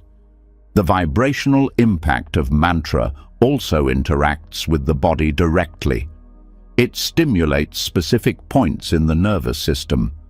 The tongue, lips, and breath work together to activate meridians and energy centers. This physical engagement is why chanting can often produce a sense of grounding, warmth, or emotional release, even without understanding the deeper meaning of the words. Group chanting amplifies this effect. When multiple voices align in a shared rhythm and tone, something collective is activated. The boundaries between self and other begin to dissolve. You feel carried by the sound. You feel less separate, and this sense of connection becomes healing in itself, not because it comes from agreement, but because it arises from resonance. Different mantras have different effects.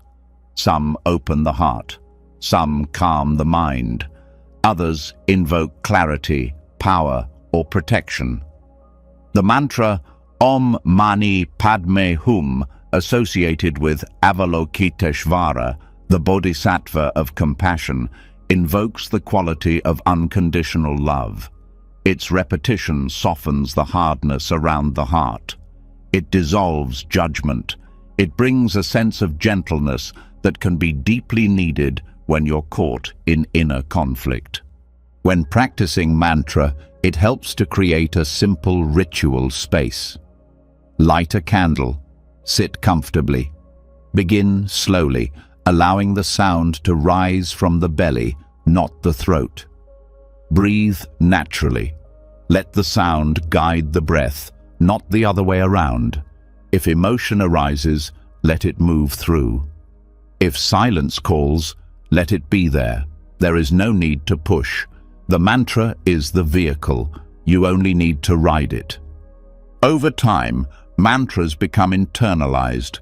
Even when you are not chanting aloud, they echo in your awareness. You begin to hear them in moments of anxiety or stress. They return like an anchor. They become a refuge in difficult situations. The sound continues, even in silence. This is how chanting disrupts negative patterns, not by suppression, but by resonance. It doesn't argue with the ego. It simply overrides its frequency. It shifts the vibrational field from within. And once your inner field shifts, the outer experience begins to respond differently. You become less reactive. You respond with more space. The same challenges appear, but they no longer define you. In this sense, mantra becomes a form of meditation, a focused, embodied meditation that trains the mind to return to the present. That cleanses the inner mirror. That steadies the attention, and in doing so, reveals a more truthful version of your own mind. Chanting also connects you with lineage. The mantras you recite have been recited for centuries. They carry the momentum of millions of practitioners who have walked the path before you. When you chant, you are not alone. You are joining a river that has been flowing for lifetimes, and that connection brings strength, especially in moments when you feel weak. You can explore which mantras speak most deeply to your heart. There is no one right choice. The sound that resonates with you is the sound that heals you. Trust your intuition. Let the vibration choose you. Begin where you are and grow from there. Chanting is not a shortcut. It is not a magical fix. It is a practice. But its power lies in how it bypasses the mind's defenses and reaches into the deeper layers of consciousness. Over time, it builds an inner resonance that no longer matches the frequency of negativity. And when the frequencies no longer match, the negativity falls away on its own. Let chanting be a part of your daily return to presence, to clarity, to the part of you that is already free, waiting only for your attention to return home. You do not need to fight what is difficult.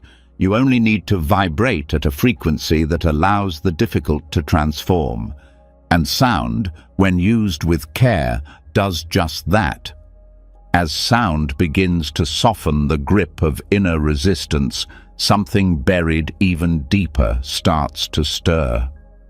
The vibrations have disrupted old patterns, cleared mental noise, and loosened the tight structures that once felt immovable. But in the silence that follows, a new voice may rise, subtle, familiar, and persistent.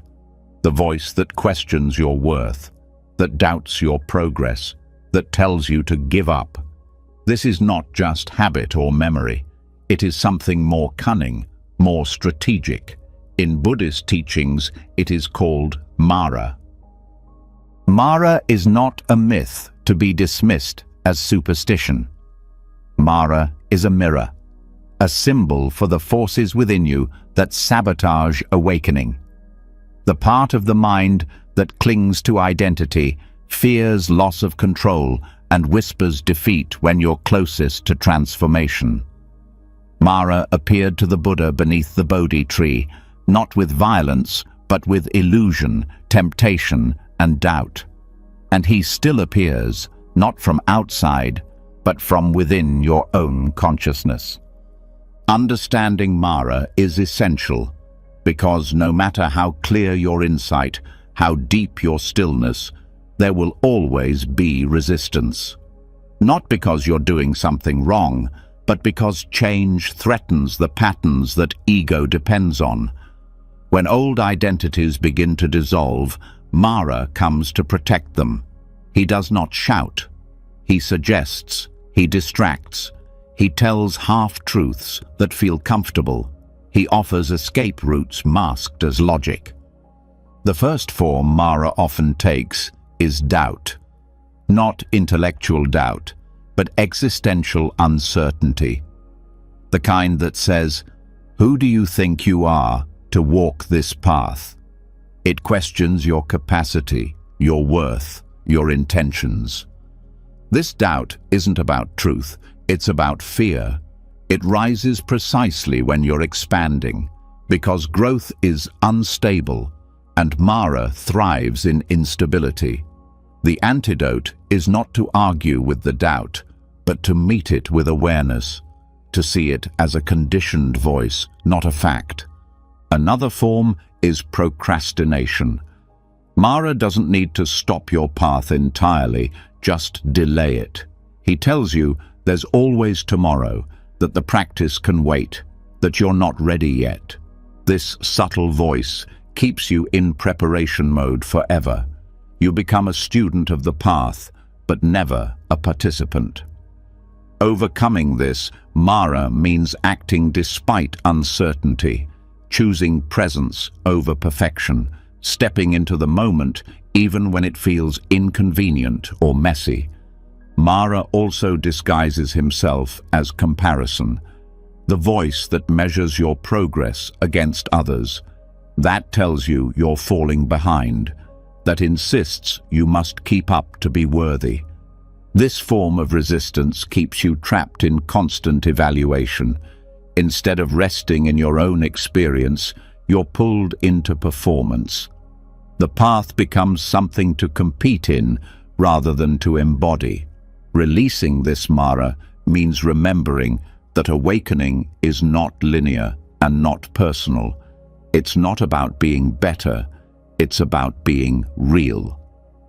Another form is the inner critic, a voice shaped by shame and fear.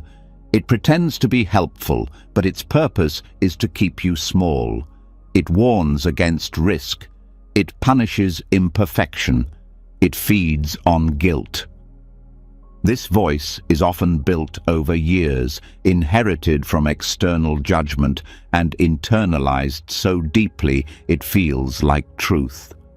But when seen clearly, it begins to unravel.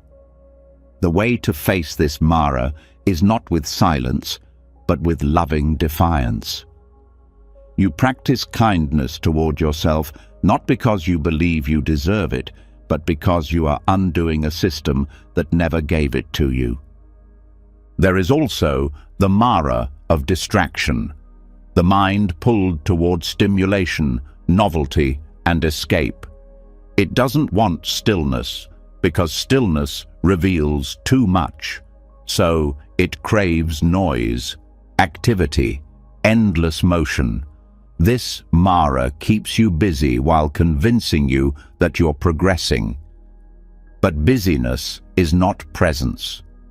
Overcoming this requires discipline, not punishment, but structure, creating space for silence, returning to breath, saying no to what pulls you away from your center. Mara also works through fear, especially fear of emptiness. As you begin to let go of identity, preference, and story, a vast space opens inside. That space can feel terrifying. The ego has no script for it, and so Mara enters with panic.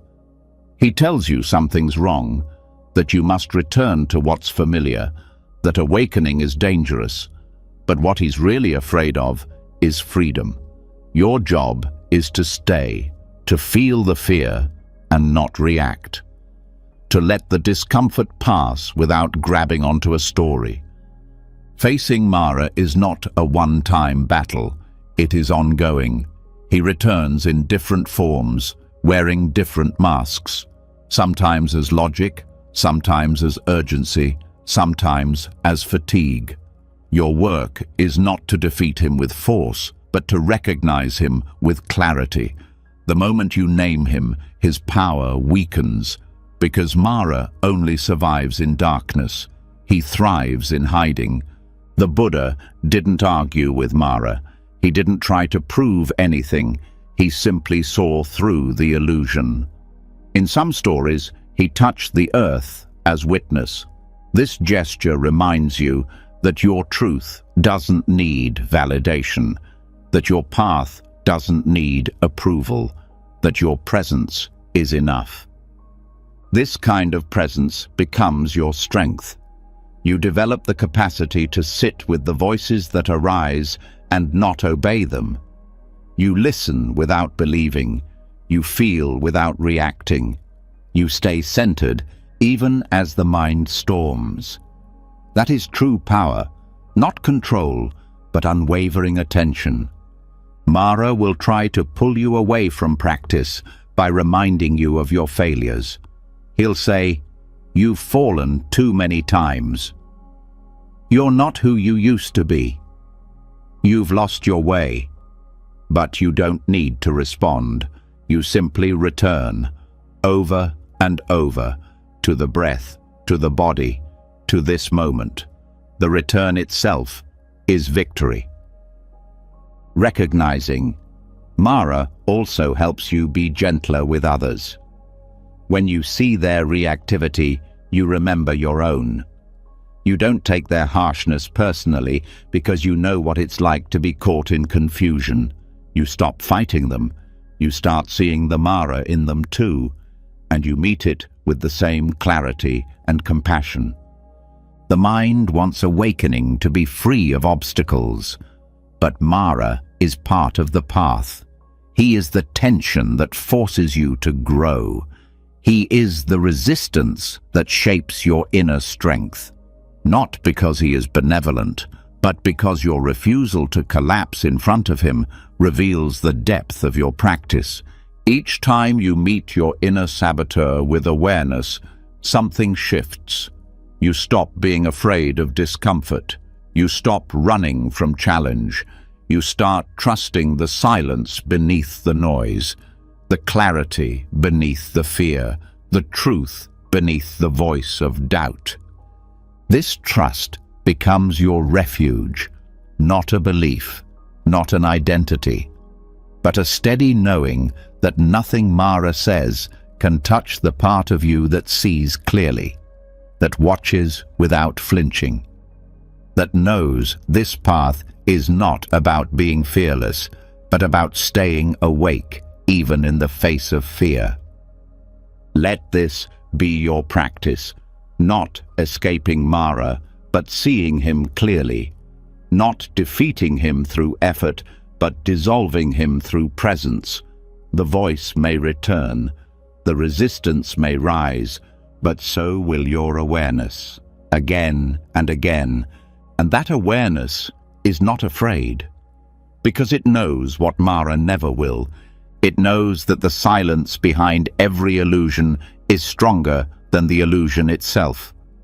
You've made it to the end of this journey, and something in you has shifted. Maybe you feel lighter. Maybe your breath is deeper. Maybe your mind, once cluttered with noise, now rests in a softer kind of silence. Over these hours, you haven't just listened. You've remembered who you are beneath the stories. What peace feels like when it's no longer chased. What freedom really means when it's found inside. You've explored the karmic roots of emotional weight and learned how to purify what was never truly yours. You've seen through the illusion of identity, using the wisdom of emptiness to loosen the grip of shame, guilt, and fear. You've breathed compassion into the shadow self and learned to meet your own pain like a friend. You've broken the cycle of harmful inner speech, turned suffering into wisdom, and used the 5 skandhas to unravel the ego's hold. You entered your dreams with awareness, released the grief of generations, and stood still through the transitions of life with the Bardo teachings. You embraced noble silence, rewired the inner critic with loving kindness, and found mirrors of healing in community. Through ethical clarity, you lightened the burden of remorse. You stopped fighting impermanence and made peace with change. You dedicated your path to the freedom of all beings. You became more mindful of what you consume, faced your own death without fear, vibrated truth through mantra, and stared Mara in the eye without blinking. This wasn't just 3 hours of content. This was a return, a cleansing, a remembering. Now, it's your turn to reflect. Leave a comment below and share. What was the one teaching that touched you most deeply? The one that made you stop, breathe, and see differently? Your voice could be the one someone else needed to hear. If this journey helped clear even one layer of heaviness, let this space continue to support you. Subscribe to the channel and tap the bell so your path stays nourished, with teachings that don't just speak to your ears, but to your heart. You've already begun the work. Now, carry it with you into your sleep, your waking life, and every quiet step forward.